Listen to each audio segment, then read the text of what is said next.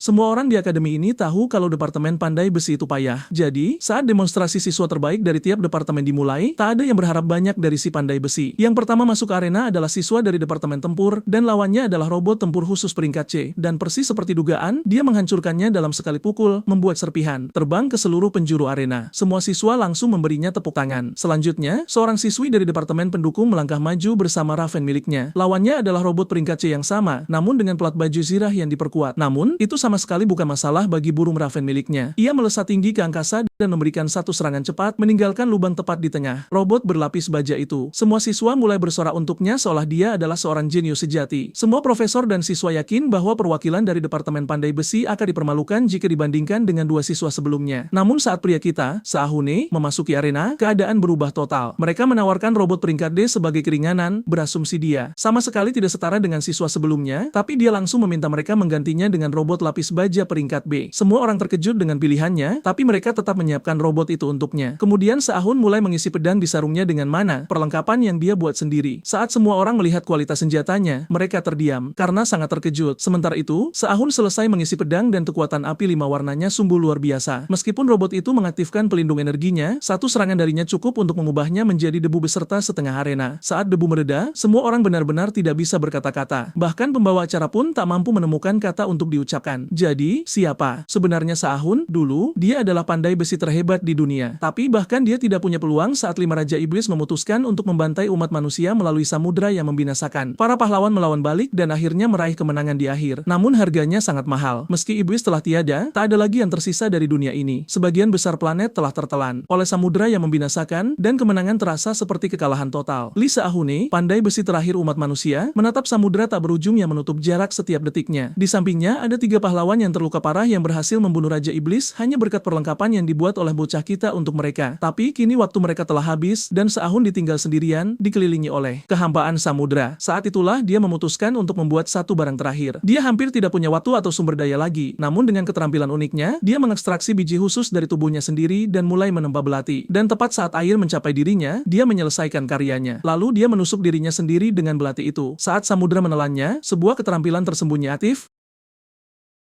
Semuanya memudar ke dalam kegelapan total. Cahaya mendadak menghantam matanya, dan dia bertanya-tanya apakah dia benar-benar masih hidup. Sebuah suara memanggil, "Kandidat Lee," sebuah nama yang sudah 31 tahun tidak didengarnya. Melihat sekeliling pada adegan ujian masuknya, dia bertanya-tanya apakah hidupnya hanya berkelebat di depan mata. Namun kemudian dia ingat senjata terakhir yang ditempanya. Manifestasi itu disebut kembali ke asal, dan itu menghantamnya. Ini terjadi karena senjata yang dia buat dari biji ikatan miliknya sendiri. Sang instruktur membentaknya, memberikan peringatan terakhir. Jika dia tidak menanggapi ini dengan serius, dia akan dikeluarkan. Saat Saahun mengambil senjatanya, pikirannya melayang kembali ke penyesalan masa lalunya. Dia memikirkan bagaimana jadinya jika dia memulai lebih awal, bertanya-tanya apakah dia benar-benar bisa mengubah masa depan kali ini. Menggenggam senjata di tangannya, dia mengingatkan dirinya bahwa masa lalu tidak penting lagi. Yang penting adalah dia punya kesempatan kedua. Dia harus memanfaatkan kesempatan ini untuk melindungi semua orang. Pemikiran itu saja cukup untuk menghadirkan senyum penuh harapan di wajahnya. Hal pertama dalam daftar tugasnya adalah lulus ujian bubble. Menemukan ketiga anjing itu harus menunggu. Dia mulai bekerja. Dengan pengalaman seumur hidup yang menuntun tangannya, tempaannya begitu sempurna, hingga langsung menarik perhatian pengawas. Profesor itu mencondongkan tubuh, memperhatikan dengan saksama. Pukulan palu Saahun terlihat lambat dari luar, namun ritmenya sempurna, menciptakan resonansi tajam yang jernih di setiap hantaman. Setelah memeriksa materialnya, pengawas menyimpulkan keahlian ini berada di tingkat atas. Bahkan asisten Han tercengang oleh kualitasnya. Keduanya yakin benda ini lebih dari cukup untuk lulus ujian. Namun kemudian, yang membuat mereka benar-benar terkejut, Saahun tiba-tiba menghancurkan barang itu. Dalam kehidupan baru ini, dia tidak akan berkompromi dengan standarnya dengan membuat sesuatu yang dangkal. Asisten Han murka, menganggap tindakan itu sebagai penghinaan bagi bengkel, namun Saahun dengan tenang meminta kesempatan untuk mengerjakan ulang tugasnya. Saat Han mencoba memprotes, sang pengawas menegurnya, mencatat bahwa Saahun tidak benar-benar melanggar aturan apapun. Beralih ke bocah itu, profesor mengingatkannya bahwa hanya tersisa 40 menit. Saahun hanya mengklaim dia tidak sanggup menyerahkan sesuatu yang begitu biasa-biasa saja. Terkesan dengan kepercayaan dirinya, profesor itu mendoakan yang terbaik untuknya. Pahlawan kita memulai lagi, tetapi dia segera menemui hambatan. Tubuh mudanya kekurangan mana dan kekuatan fisik yang biasa dia miliki, dan waktu terus berjalan. Dia butuh jalan pintas yang berhasil untuk situasi saat ini. Tiba-tiba, suara aneh bergema di ruangan, menarik perhatian semua orang. Kandidat lain menatap dengan tidak percaya. Se-Ahun sedang memasukkan mana secara manual ke dalam batu pemicu. Satu kandidat memperingatkannya bahwa jika benda itu terbakar, mereka akan meledak. Tapi bocah kita mengabaikan teriakan panik itu dan melemparkan batu-batu tersebut langsung ke dalam perapian. Ruangan itu menjadi kacau saat para siswa berhamburan. Seseorang bahkan berteriak meminta alat pemadam api. Bahkan Han memohon kepada profesor untuk turun tangan, namun sang pengawas tetap tenang. Dia memerintahkannya untuk memperhatikan aliran api, menolak untuk panik seperti pemula. Di hadapan mereka, iblis api 5 warna muncul, yang merupakan api bersuhu tinggi yang diperkuat oleh resonansi berbagai batu pemicu. Ini adalah teknik tingkat tinggi yang brilian yang memerlukan kontrol mana yang presisi, namun hanya menggunakan sedikit energi asli. Kandidat lain hanya bisa menonton dengan kagum saat perapian tetap stabil. Menyadari bahwa melawan segala rintangan, tidak ada yang akan meledak. Profesor itu mencatat rona besi batangan yang berubah, mengenali teknik tingkat tinggi menggunakan resonansi batu pemicu untuk memperkuat panas dan mempercepat proses penempaan. Meski begitu, melihat jam, dia tetap skeptis bahwa Se-Ahun bisa mengalahkan sisa waktu 30 menit. Saat palu terus menghantam, tubuh Se-Ahun yang belum berkembang menjadi musuh terbesarnya. Cadangan mananya mengering dan pelindung-pelindungnya gagal, membiarkannya menahan panas mentah dari perapian. Dia bersumpah dalam hati untuk memprioritaskan latihan fisik setelah ujian selesai. Namun untuk saat ini, dia terus berjuang, memanfaatkan setiap detik yang tersisa. Saat instruktur akhirnya meminta berhenti, bocah kita berhasil menyelesaikan pekerjaannya. Pedang api 5 warna yang memicu notifikasi sistem memberinya keterampilan pengrajin yang unik. Kualitas pedang itu membuat ruangan dalam keadaan syok. Hasil penilaiannya sangat tinggi, dan Se-Ahun dengan santai menawarkan profesor untuk memeriksa statistik detail barang tersebut. Asisten Han sangat terkesima oleh pameran keahlian itu hingga dia menyatakan nilai lulus di tempat, untuk sesaat lupa menunggu kata resmi dari profesor. Setelah ujian, Se-Ahun mendapati dirinya berada di kantor Profesor Kim In-chol. Meskipun Se-Ahun memberikan penegasan sopan saat ditanya apakah dia puas dengan pekerjaannya, profesor itu bisa merasakan ketidakpuasan yang tersisa di matanya. Langsung ke pokok permasalahan, Kim In-chol menyarankan agar Se-Ahun menarik aplikasinya, menjelaskan bahwa Departemen Pemurnian Bubble adalah kapal yang tenggelam dengan reputasi yang memudar. Se-Ahun sudah sangat sadar akan masa depan di mana departemen tersebut akhirnya runtuh dan Akademi Vulcan memimpin. Namun, saat profesor mencoba mengarahkannya ke Vulcan, Se-Ahun menghentikannya. Dia dengan tegas mengoreksi pandangan profesor, menyatakan bahwa Vulcan tidak akan menjadi institut teratas karena Bubble adalah tempat yang ingin dia ubah melalui pendaftarannya sendiri. Mendengar klaim berani Se-Ahun, profesor itu mengingatkannya bahwa dia harus menjadi juara departemen terlebih dahulu. Bocah kita tidak berkedip. Dia sangat yakin bahwa bahkan di level siswa, dia berada di liganya sendiri. Tetap saja, meraih posisi juara mahasiswa baru di Bubble adalah bukan perkara mudah. Se-Ahun tahu masalahnya. Akademi memilih juara melalui ujian resmi berisiko tinggi antara 2 siswa teratas di departemen dan hanya satu yang keluar dengan gelar tersebut. Akademi Bubble adalah labirin besar yang dibagi menjadi 3 departemen. Akar untuk tempur, Ur untuk pendukung, dan Boripa untuk teknologi. Di masing-masing, lusinan jurusan terjerat. Bersama seperti akar yang berantakan. Untuk menjadi juara di kekacauan itu, seorang siswa harus mengungguli semua orang di berbagai jurusan yang tak terhitung jumlahnya dan membuktikan bahwa mereka benar-benar yang terbaik dari yang terbaik. Profesor itu jelas terkesan, tapi tetap mencoba mendorongnya ke Akademi Vulcan, menunjukkan bahwa seorang pandai besi dengan bakatnya layak di sana. Se-Ahun menangkap petunjuknya, tapi tetap pada pendiriannya, bersikeras bahwa Bubble akan menjadi sekolah terbaik begitu dia mendaftar. Profesor itu berpikir bocah itu sangat arogan, tapi dia tidak benar-benar membenci sikap itu. Dia menawarkan jabat tangan, mengatakan dia menantikan untuk melihat apa yang bisa dilakukan bocah kita. Saat tangan mereka bertemu, keterampilan ikatan Se-Ahun aktif, menetapkan ikatan level 1 dengan profesor. Dia tidak membuang waktu dan mengekstraksinya seketika, mencetak batu ikatan besi pembawa api. Ini adalah logam kelas tinggi dengan tekstur seperti kayu aneh yang sempurna untuk menyimpan api di dalamnya. Kembali di apartemennya, Se-Ahun menatap logam yang dia ekstrak dari profesor. Kualitasnya solid, tapi ukurannya jelas kurang. Ekstraksi ikatan adalah bisnis yang rumit. Itu pada dasarnya menarik biji yang tidak ada dari udara tipis berdasarkan kekuatan koneksinya dengan target. Saat ini, level ikatannya nyaris cukup untuk memanfaatkan logam tersebut, dan dibandingkan dengan mahasiswa baru lainnya, statistik sistemnya saat ini sangat menyedihkan. Dia menghela napas, tapi sejujurnya, dia tidak mengeluh. Memiliki statistik menyedihkan sebagai ganti kembali ke masa lalu adalah kesepakatan yang akan dia ambil kapan saja. Dia memberitahu dirinya sendiri untuk tidak menjadi serakah. Dia punya banyak waktu untuk akhirnya menghancurkan Pandemonium. Organisasi itu tidak hanya menginjak-injak umat manusia. Mereka adalah dalang yang mengatur pemanggilan 6 dewa iblis yang memusnahkan semua orang. Jika dia ingin menghentikan mereka, dia tidak boleh pilih-pilih tentang metodenya. Dia juga tidak boleh berisiko bingung tentang peristiwa masa depan. Jadi, prioritasnya adalah mendapatkan persenjataan atau keterampilan yang terkait dengan ingatan. Dengan tujuan pertamanya mendaftar di Bubble tercapai, saatnya fokus ke fase kedua rencananya. Tepat saat itu, sebuah notifikasi menarik perhatiannya. Level ikatannya telah meningkat, membuka keterampilan baru, jejak ikatan. Seminggu kemudian, itu adalah hari pertama Se-Ahun di Akademi Bubble. Tempat itu begitu masif dan megah hingga dia hampir berakhir. Tersesat berputar-putar sebelum akhirnya menemukan ruang pemurnian. Segera setelah dia masuk ke kelas, dia langsung terlibat dalam kuliah dari Michael Barmit, wakil dekan Borsippa. Michael mengomelinya karena keterlambatannya dan sikapnya yang dianggap santai. Profesor Kim mencoba masuk dan membelanya, menunjukkan bahwa masih ada 10 menit tersisa sebelum ujian tambahan dimulai. Tapi Michael tidak peduli. Dia terus mengungkit suasana Se-ahun. Melihat perdebatan itu, Se-ahun akhirnya paham mengapa Profesor Kim ingin dia menjauhi tempat ini. Bukan hanya statistik departemen yang merosot, tetapi mereka juga jelas berselisih dengan para petinggi. Bocah kita mencoba bersikap baik dan menyapa siswa lain di dekatnya, tapi dia malah mendapat perlakuan dingin. Itu adalah momen yang canggung. Tepat saat itu, seorang wanita melangkah maju dan bertanya apakah semua orang sudah hadir. Saat wakil dekan menyapanya sebagai dekan, mata Se-ahun melebar. Dia langsung mengenalinya. Itu adalah dekan departemen Borippa Bubble sendiri, Ryu Yunha. Se-ahun tidak bisa tidak bertanya-tanya mengapa sosok kelas berat seperti dia ada di sini. Di kehidupan masa lalunya, wanita ini adalah pelanggan tetap di tokonya. Dia adalah pusat kekuatan peringkat S dengan keterampilan unik yang menakutkan. Dia bisa melahap persenjataan untuk menjadi lebih kuat. Dia bahkan melihatnya di saat-saat terakhir di mana dia mengakui satu penyesalan besarnya adalah memakan perlengkapan kualitas tingginya. Suara Profesor Kim menyentaknya kembali ke kenyataan. Saatnya untuk ujian tambahan. Aturannya sederhana tapi brutal. Mereka punya 90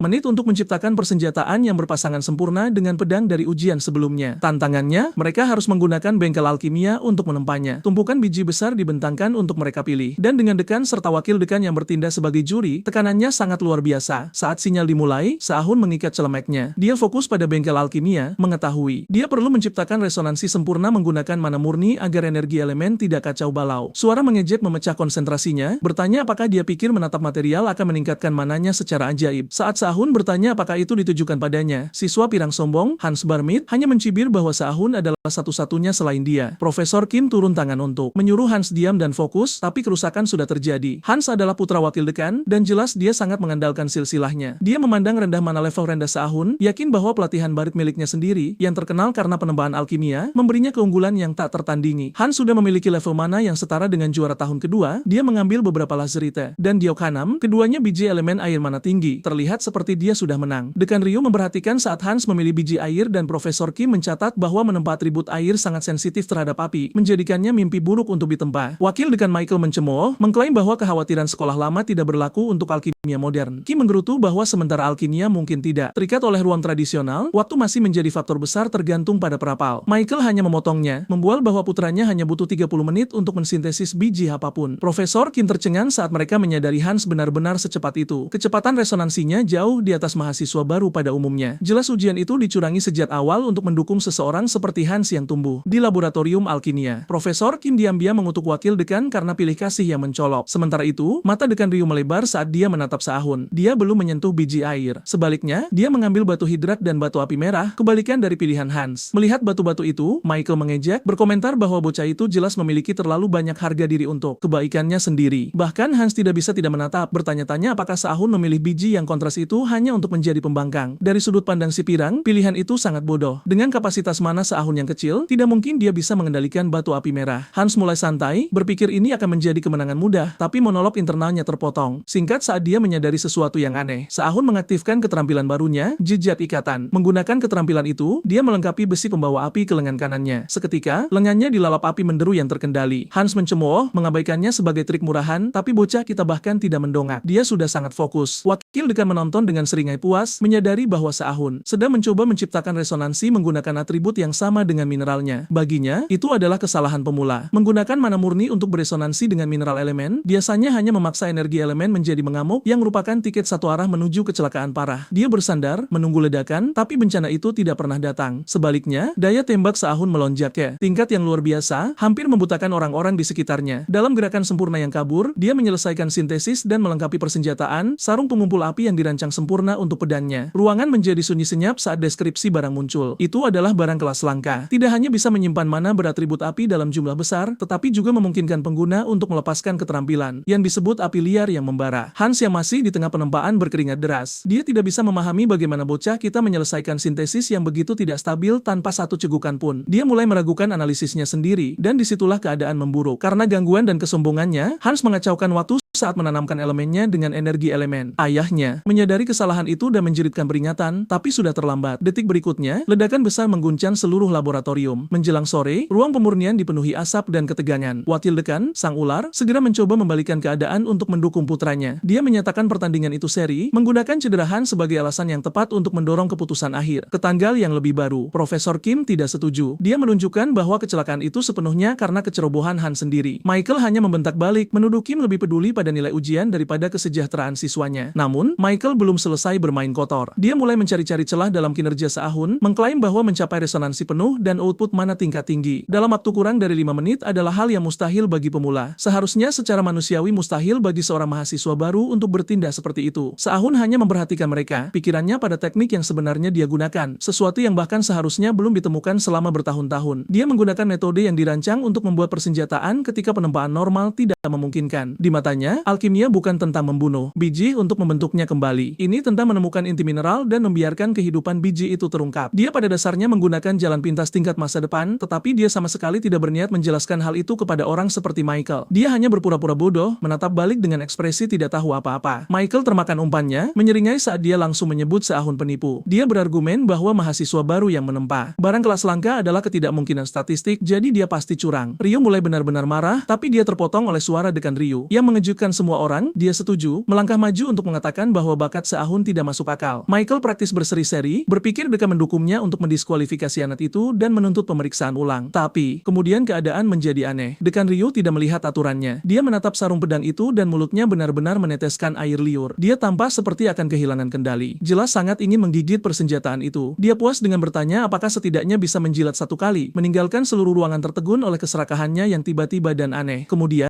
pahlawan kita pergi, merenungkan sarung yang baru ditempanya. Waktunya sedikit meleset, membuat produk akhir terasa belum matang dan tidak lengkap di mata ahlinya. Tapi itu masih lebih dari cukup untuk meninggalkan rasa pahit di mulut wakil dekan. Saat dia berjalan, nama Barry terus menggelitik di belakang otaknya. Dia tahu dia pernah mendengarnya sebelumnya. Kemudian dia teringat. Dia ingat cerita dari anjing yang mudah meledak, Louis Valen. Dia menyebutkan, membeli persenjataan kembali di bubble yang akhirnya meledak, meninggalkannya dengan luka bakar mana permanen. Dia menyadari bahwa Hans kemungkinan adalah pandai besi tidak kompeten di balik cedera seumur hidup Louis. Rencana awalnya adalah melacak dan merehabilitasi ketiga anjing itu, tapi dia memutuskan untuk membiarkan jalan Louis sendiri untuk saat ini. Luka-luka itulah yang mengubahnya menjadi anjing yang mudah meledak dan tersesat. Sementara itu, di ruang konferensi Departemen Borsipa, perdebatan sengit sedang berlangsung. Dekan Ryu mendesak keras untuk menunjuk Seahun sebagai juara departemen, tetapi profesor lain skeptis. Ketika dia dengan gelap bertanya apakah ada yang keberatan, Michael berbicara dengan halus. Dia membingkainya sebagai saran daripada keberatan, dengan tajam mengingatkannya bahwa dia baru saja menjadi dekan. Argumen bergeser ke sarung pedang itu sendiri. Meskipun mengesankan, Dewan menginginkan tinjauan yang lebih dekat. Profesor Kim masuk, menunjukkan bahwa meskipun keahliannya kurang sedikit polesan, cara mana digunakan dan kompatibilitas sempurnanya dengan pedang api 5 warna adalah jenius. Satu profesor memeriksa laporan tersebut, mengagumi statistiknya, tapi tetap meragukan apakah mahasiswa baru bisa benar-benar melakukannya. Dekan Ryu membungkam mereka semua dengan bom. Dia memberitahu Dewan bahwa persenjataan yang mereka lihat kemungkinan hanya 60% dari apa yang sebenarnya ingin dibuat Seahun. Dan kekurangan itulah yang membuat potensinya begitu menakutkan. Untuk menyelesaikan masalah ini, dia menawarkan mereka kursi barisan depan untuk demonstrasi juara. Dia begitu percaya diri hingga mempertaruhkan karirnya. Jika mereka tidak menerima keputusannya setelah melihatnya beraksi, dia akan mengundurkan diri dari jabatannya di tempat. Keesokan harinya pada upacara pembukaan, Kaisar Ludwig Schubert memulai dengan kuliah panjang lebar tentang sejarah bubble. Dia berbicara tentang bagaimana 5 tahun yang lalu, surga mengirimkan menara pahlawan demi evolusi manusia, tetapi dunia dibawa merespons dengan melepaskan rawa pandemonium untuk merusak segalanya di jalurnya. Sementara umat manusia memperoleh kemungkinan baru, bencana besar lahir pada saat yang sama. Bubble, yang berbasis di tengah samudra, telah melahirkan pahlawan sejak saat itu. Dan sekarang Kaisar mengundang siswa baru untuk bergabung dengan barisan itu. Melihat lelaki tua itu, Seahun sudah tahu dia bukan orang baik-baik seperti yang dia pura-purakan. Penyiar akhirnya memanggil demonstrasi juara, memanggil kandidat teratas tahun ini ke panggung. Saat Seahun berjalan naik, dia mengingat semua orang sombong yang dia temui di kehidupan masa lalunya, orang-orang yang terlalu percaya diri hanya karena mereka adalah siswa teratas. Sekarang demonstrasi benar-benar dimulai, dia akhirnya bisa melihat mengapa mereka membawa sikap seperti itu. Penyiar menjelaskan tantangannya. Mereka akan menghadapi unit emas yang diproduksi oleh model otomatisasi pabrik boneka 9. Ini bukan sekadar boneka latihan. Itu memiliki kinerja tempur yang cukup untuk benar-benar berlatih tanding dengan pahlawan peringkat C.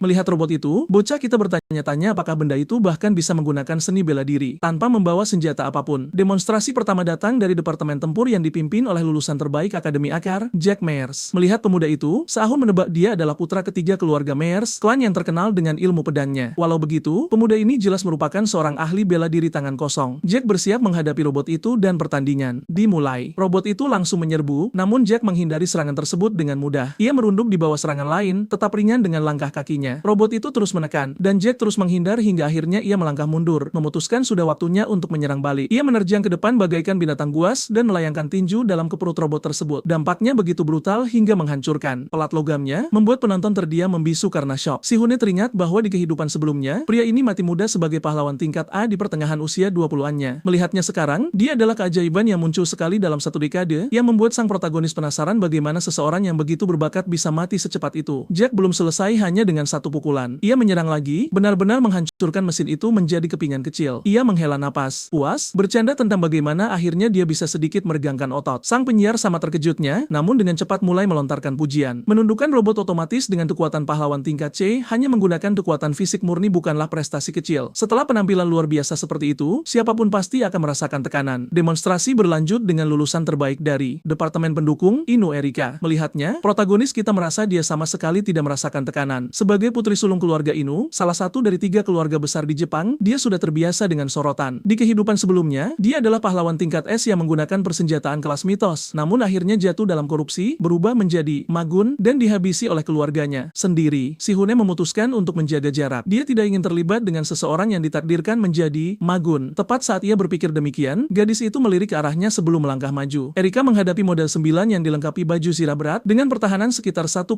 kali lebih kuat dari yang sebelumnya. Ia membuka sangkar kecil, melepaskan seekor burung. Saat salah satu matanya mulai bersinar, ia memerintahkan burung itu untuk pergi. Burung itu terbang dengan jeritan yang menusuk. Robot itu bersiap, dan tampaknya akan sulit dikalahkan karena merupakan tipe pertahanan khusus. Tiba-tiba, burung gagak Erika berubah menjadi binatang mekanis sejati dengan cakar tajam seperti uap dan pelindung berat. Ia melesat ke arah robot itu dan dalam 1 detik membuat lubang besar. Menembus robot tersebut membuat mesin itu tak berguna. Gagak itu kembali ke bentuk aslinya dan kembali ke pemiliknya. Sang penyiar membanggakan bagaimana gadis itu berhasil mengalahkan robot pertahanan tingkat C dalam sekali serang sementara penonton menjadi liar. Sekarang, tekanannya sangat luar biasa. Jika Sahun hanya memamerkan senjata dan menyudahinya, dia mungkin akan dicemooh turun dari panggung. Sang penyiar memanggil namanya dan dia melangkah maju. Sementara itu, Ludwig yang bertindak sebagai pengawas demonstrasi berkomentar tentang betapa tingginya standar bagi lulusan terbaik departemen baru ini. Sudah lama sekali Departemen Pandai Besi tidak menghasilkan lulusan terbaik, jadi dia berasumsi tekanan pada Sahun pasti sangat menghancurkan. Ryu Yunha, pengawas kedua, hanya menonton dengan tatapan penuh arti. Penonton sudah sangat bersemangat berkat tampilan mencolok dari Departemen Tempur dan Pendukung. Saat sang protagonis melangkah maju dan menghunus pedangnya, gumaman menyebar di tengah kerumunan. Semua orang tertegun melihat mahasiswa baru memegang item kelas langka, tetapi mereka skeptis apakah seorang pandai besi benar-benar bisa menandingi intensitas 2 jenius sebelumnya. Mendengarkan keraguan para siswa, Michael menyeringai dari kursinya di antara penonton. Dia mengincar kursi dekan, dan jika Sahun gagal di sini, itu akan menjadi daya tawar sempurna untuk merebutnya. Di atas panggung, penyiar menyatakan bahwa jagoan kita akan menghadapi model 10 yang memiliki kekuatan tempur pahlawan tingkat D. Sahun langsung memotongnya, dengan tegas menuntut agar mereka mengeluarkan model 8 dan melengkapinya dengan pelindung penuh. Sang penyiar tertegun. Model 8 dapat menahan serangan pahlawan tingkat B dalam kondisi tertentu dan dia ingin itu dilengkapi pelindung pula. Sang penyiar mencoba beralasan, mengatakan mereka tidak bisa menyiapkan model seperti itu secara mendadak. Diam-diam bertanya-tanya apakah anak ini hanya mencoba merusak demonstrasi. Namun, Profesor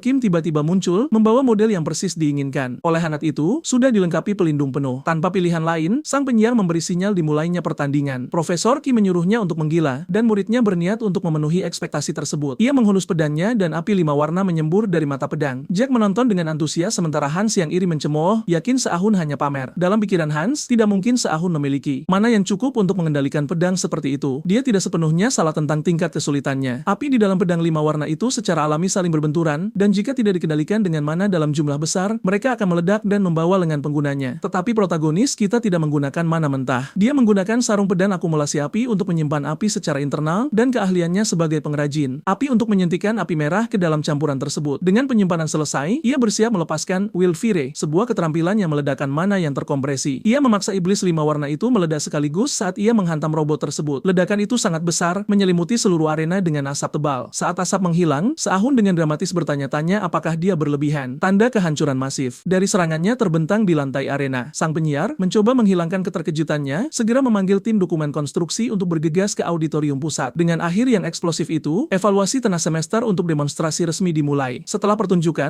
anak itu dipanggil langsung ke kantor dekan. Ryu Yunha masuk tak lama kemudian, meminta maaf atas keterlambatan karena dia terjebak membantu membersihkan kekacauan total yang dibuatnya di arena. Sehun dengan gugup menyampaikan permintaan maafnya sendiri, mengakui dia mungkin seharusnya mengendalikan kekuatannya sedikit lebih baik. Dia duduk di sana mengharapkan ceramah atau omelan, tetapi gadis itu dengan cepat menjelaskan bukan itu alasannya memanggilnya. Sebelum dia bisa menyampaikan intinya, perutnya mengeluarkan bunyi geraman yang keras dan canggung, membuatnya merasa sangat malu. Si rambut merah itu tidak berbasa-basi lama. Dia menatap tajam ke matanya dan menawarkan untuk membeli pedang serta sarungnya dengan harga 10 kali lipat harga pasar. Sehun terlalu terkejut bahkan untuk memproses tawaran itu, tetapi tepat pada saat itu, sebuah notifikasi muncul. Dia resmi menjalin ikatan dengannya. Protagonis kita terkejut melihat ikatan itu terbentuk begitu cepat. Di kehidupan sebelumnya, dia harus memberikan persenjataannya berkali-kali hanya untuk membangun koneksi. Secara lahiriah, dia berterima kasih padanya, tetapi secara batinnya, dia sudah berencana memanfaatkan situasi tersebut. Dia segera menggunakan ekstraksi ikatan padanya dan berhasil mendapatkan Blood Tony Iron. Itu adalah logam kelas tinggi kualitas tertinggi yang menghasilkan panas dengan mengonsumsi besi dan bahkan bisa menciptakan darah mineral jika diberi makan cukup. Ketika anak itu akhirnya mendapatkan logam tersebut, dia bertanya lagi apakah dia akan menjual peralatannya padanya. Dia menolaknya mentah-mentah. Tepat saat itu, Profesor Ki membuka pintu untuk meminjam Sehun sebentar, meninggalkan sang dekan dengan perut yang masih terus berbunyi. Ki memimpinnya ke jantung Akademi Bubble, bangunan utama tua yang dikenal sebagai Marduk Mansion. Mereka ke sana untuk menemui kepala akademi. Di jalan, Ki memperingatkan Sehun untuk bersikap sopan. Sang kepala tidak hanya mengabaikan kekacauan di auditorium. Dia berada di level yang jauh lebih tinggi dari siapapun. Sehun meyakinkan profesornya bahwa dia bisa menangani ini dan melangkah masuk. Kepala akademi tidak lain adalah Ludwig. Di kehidupan sebelumnya, dia adalah pahlawan yang bertarung dan memusnahkan makhluk ilahi iblis dari langit pemusnahan. Ludwig memulai percakapan dengan menyebut persenjataan Sehun menarik. Dia menyebutkan dia memiliki beberapa penyesalan tetapi harapan yang tinggi. Mendengar kata penyesalan membuat Sehun ingin membuang karyanya kembali ke tungku. Terlepas dari itu, Ludwig menawarkan dua pilihan hadiah atas kerja kerasnya. Setelah memikirkannya, dia meminta sesuatu untuk meningkatkan mana dan kapasitas ingatannya. Dengan jentikan tangan Ludwig, dua item jatuh ke dalam genggaman Sehun. Satu adalah Heavy Ink Robe yang menyerap mana dari segala sesuatu yang disentuhnya. Yang lainnya adalah Dream Ivory yang terhubung ke mimpi menggunakan mana yang menyerupai mimpi. Sehun terpana sementara batu tinta itu langka. Gadi mimpi hampir mustahil ditemukan. Mereka akan sulit ditangani tetapi dia sudah punya ide bagus tentang cara menggunakannya. Ketika ditanya apakah dia menyukai hadiahnya, Sehun menjawab bahwa hadiah itu sempurna. Segera setelah dia pergi, sebuah suara datang dari lubang kunci bertanya kepada Ludwig apa yang dia pikirkan dengan memberikan dua hadiah kepada satu orang saja. Ludwig dengan santai menjawab itu karena Sehun memiliki kemampuan untuk menanganinya. Suara tersembunyi itu berkomentar bahwa Ludwig pasti melihat dirinya sendiri pada anak itu, dan Ludwig setuju, mencatat bahwa Sehun memiliki kedalaman yang cukup untuk itu. Suara itu dengan halus membalas bahwa ia sebenarnya tidak bisa memahami seberapa dalam kedalaman itu. Ketika anak itu memasuki ruang kelasnya, Han sudah menyombongkan hubungan kerjanya dengan Howard, lulusan terbaik senior tahun ketiga di Borcipa. Teman-teman sekelas lainnya kagum dengan koneksinya. Namun, begitu Sehun masuk dan menembakkan tatapan gelap ke arah Hans, si pirang itu langsung lumpuh ketakutan. Sementara Hans diam-diam mengutuk Sehun yang berasal dari kasta rendah, Profesor Ki masuk untuk memulai kelas pertama. Dia memperkenalkan bongkahan ingot yang dikenal sebagai Projection Ally, bahan yang puluhan kali lebih sensitif terhadap mana daripada biji biasa. Ki mendemonstrasikan dengan menyuntikkan mana ke bagian dalam ingot. Seketika, persenjataan yang dibayangkan di benaknya tercipta dengan mudah. Menyaksikan sang profesor bekerja, anak itu menyadari pria itu tidak masuk ke dalam 100 pengrajin top dunia tanpa alasan. Fakta yang dia rasakan dengan jelas saat menciptakan batu ikatan mereka. Persenjataan yang diciptakan oleh ingot ini tidak bisa benar-benar digunakan dalam pertempuran. Karena paduan itu sangat sensitif terhadap mana, itu pada dasarnya mencatat. Alam bawah sadar si pembuat memaksa mereka untuk merenungkan diri mereka sendiri. Itulah mengapa mereka disebut alter ego. Pedang yang mereka ciptakan adalah cerminan langsung dari siapa mereka sebenarnya. Profesor Ki menjelaskan bahwa alih-alih perkenalan diri standar, Departemen Pandai Besi akan menggunakan alter ego ini. Mereka akan dipamerkan di gedung belakang selama seminggu, dan dia berharap semoga sukses kepada semua orang. Sehun memperhatikan harga paduan ini, lebih dari 10 juta won masing-masing. Itu menunjukkan seberapa besar upaya Bubble dalam membuat perkenalan diri yang sederhana terasa megah. Hans mencoba melakukannya terlebih dahulu, tetapi dia bahkan tidak bisa mengendalikan pedangnya. Protagonis kita, di sisi lain, melihat sekeliling dan bertanya-tanya mengapa tidak ada orang di sini yang tampaknya memiliki bakat nyata. Lalu namanya dipanggil. Menatap ingotnya, Sehun memutuskan tidak ada gunanya menahan diri lagi. Dia sudah menjadi lulusan terbaik departemen, jadi dia mungkin harus tampil habis-habisan. Dia membiarkan mananya mengalir, tetapi dia menyadari sedetik kemudian bahwa dia mungkin telah berlebihan. Saat berikutnya, sebuah ledakan menghancurkan jendela. Di upacara pameran, Kerumunan besar berkumpul secara khusus untuk melihat alter ego dari siswa top Departemen Pandai Besi. Yang mengejutkan semua orang, itu bukan hanya satu pedang. Ingot Sehun secara tidak sengaja menyerap 19 paduan proyeksi di dekatnya, menghasilkan tampilan berbagai senjata yang diputuskan departemen untuk dipamerkan persis seperti saat dibuat. Mereka mengklaim tampilan megah ini adalah representasi dari bakat luas Sehun. Para siswa bisa dimengerti gugup, berasumsi dia pasti sangat percaya diri untuk melakukan hal seperti itu. Beberapa berbisik bahwa karena sudah lama sejak Departemen Pandai Besi memiliki lulusan terbaik, sekolah hanya mencoba membuatnya tampak jenius. Namun, dua lulusan terbaik lainnya melihatnya secara berbeda. Mereka curiga bahwa bahkan tumpukan paduan proyeksi itu pun tidak cukup untuk sepenuhnya mengekspresikan potensi sejati Sehun. Sementara itu, kembali di bengkel, protagonis kita menempa dengan presisi sedemikian rupa sehingga dia bahkan tidak memiliki margin kesalahan 0,01 detik. Asisten Han mengawasinya, merasa sedikit tidak berguna. Apalagi yang tersisa untuk diajarkan kepada seseorang seperti ini, memutuskan untuk melewatkan bimbingan, Han pergi mencari siswa lain yang benar-benar membutuhkan demonstrasi. Begitu kelas dibubarkan, jagoan kita menatap pedang yang telah dibentuknya dan mengangkat palunya untuk memukulnya lagi. Suara Han memotong, bertanya apakah dia benar-benar akan menghancurkannya. Dia menyarankan untuk menyimpannya karena mereka perlu mengirimkan produk jadi setelah Minggu Pandai Besi ini agar para kadet dapat mengamankan anggaran mereka. Sistem pendukung bubble pada dasarnya beroperasi berdasarkan rekam jejak senjata yang dijual. Secara eksternal, Han bertanya apa yang ada di balik ketidakpuasan jelas Sehun. Bertanya-tanya apakah itu mananya. Dia mengakui itu sebenarnya tubuhnya. Masalahnya adalah dia perlu mulai berlatih dengan batu tinta berat, tetapi stamina fisiknya saat ini belum mencapai tugas itu. Saat itulah Han menawarkan solusi. Mengapa tidak menggunakan buff alih-alih mengandalkan latihan fisik semata? Kesadaran menghantam Sehun dengan keras. Di kehidupan sebelumnya, dia tidak pernah mempedulikan metode itu, tetapi sekarang tampaknya itu satu-satunya kesempatan untuk menempa batu tinta berat sementara tubuhnya masih kurang kekuatan untuk melakukannya sendiri. Protagonis kita berterima kasih kepada Han atas tipsnya. Sementara Han mencoba menepis rasa terima kasih itu, Sehun membalas budi dengan saran miliknya sendiri. Gunakan hanya 70% dari mananya. Dia menunjukkan bahwa Han membakar seluruh cadangannya selama penempaan dan menyarankan untuk hanya fokus pada satu titik saja. Sehun berjalan pergi, meninggalkan Han yang benar-benar bingung, bertanya-tanya bagaimana seorang mahasiswa baru-baru saja memberinya kelas master dalam manajemen mana. Bubble adalah tempat unik yang mendorong pembelajaran otonom. Siswa bebas mengambil kelas dari departemen manapun atau menumpuk lusinan mata kuliah dalam satu semester, asalkan mereka menyelesaikan persyaratan jurusan mereka. Tangkapannya adalah tanggung jawab. Gagal mempertahankan nilai 3 kali dan kamu dikeluarkan. Memanfaatkan kebebasan ini, Sehun naik kereta menuju stasiun menuju Departemen Ilmu Sihir. Begitu dia turun dari kereta, dia bertemu Erika dan pengawalnya. Salah satu penjaga dengan kesal menyuruhnya untuk pindah karena dia menghalangi jalan. Sehun tidak bergeming, dengan gelap memberitahu pria itu bahwa dialah yang seharusnya pindah. Ketika Erika bertanya kemana dia menuju, dia menyebutkan dia sedang memeriksa Departemen Ilmu Sihir untuk melihat apakah dia bisa mengambil mata kuliah minor. Banyak yang membuat pengawalnya kesal, Erika menawarkan untuk memimpinnya ke sana sendiri, meskipun dia memiliki pertemuan untuk dihadiri. Terlepas dari protes kecil dari stafnya, dia berjalan dengan pahlawan kita dan bertanya tentang ketertarikannya pada mata kuliah minor. Dia menjelaskan bahwa dia ingin belajar buff untuk meningkatkan kemampuan fisiknya tanpa mengganggu penempaannya. Dia menyarankan seni penghalang, tetapi Sehun menunjukkan bahwa itu biasanya untuk pertahanan. Erika menjelaskan bahwa penerapannya bervariasi tergantung pada penggunanya. Untuk mendemonstrasikan, dia membuat penghalang pada sebuah amplop dan menantangnya untuk merobeknya. Sehun mencoba merobek kertas itu, tetapi gagal. Dia awalnya bertanya-tanya apakah gadis itu hanya meningkatkan daya tahan kertas itu, tetapi dia dengan cepat menyadari bukan itu. Dia memperhatikan bahwa sementara bahan itu mempertahankan sifat aslinya, itu mengeras hanya ketika dikenakan kekuatan yang kuat. Dia mencatat bahwa teknik itu sangat cocok. Untuk pandai besi, ia membutuhkan kontrol yang sangat rumit. Erika menyarankan dia mencari bantuan profesor untuk rumus yang begitu rumit, tetapi saat Sehun melihat lebih dekat pada amplop itu, rumusnya terasa anehnya familiar. Erika mulai menawarkan pengenalan kepada profesor komposisi penghalang, tetapi kata-katanya mati di tenggorokannya. Dia menonton dalam keheningan yang terkejut saat dia dengan mudah merobek amplop itu menjadi dua. Dia tidak hanya memahami rumus penghalang rahasia keluarganya, dia membongkarnya di tempat. Dia berterima kasih padanya atas bantuannya dan dengan santai menyarankan mereka makan bersama suatu saat nanti, termasuk para pengikutnya yang masih membuntuti di belakang. Para penjaga mulai menyerbunya, tetapi Erika menonton sosok Sehun yang mundur dengan ekspresi gelap dan tertarik. Dia memberitahu dia bahwa dia memberinya undangan sebagai gantinya, meninggalkannya terkejut saat dia berjalan pergi. Kemudian, ketika Erika membawanya ke Departemen Ilmu Sihir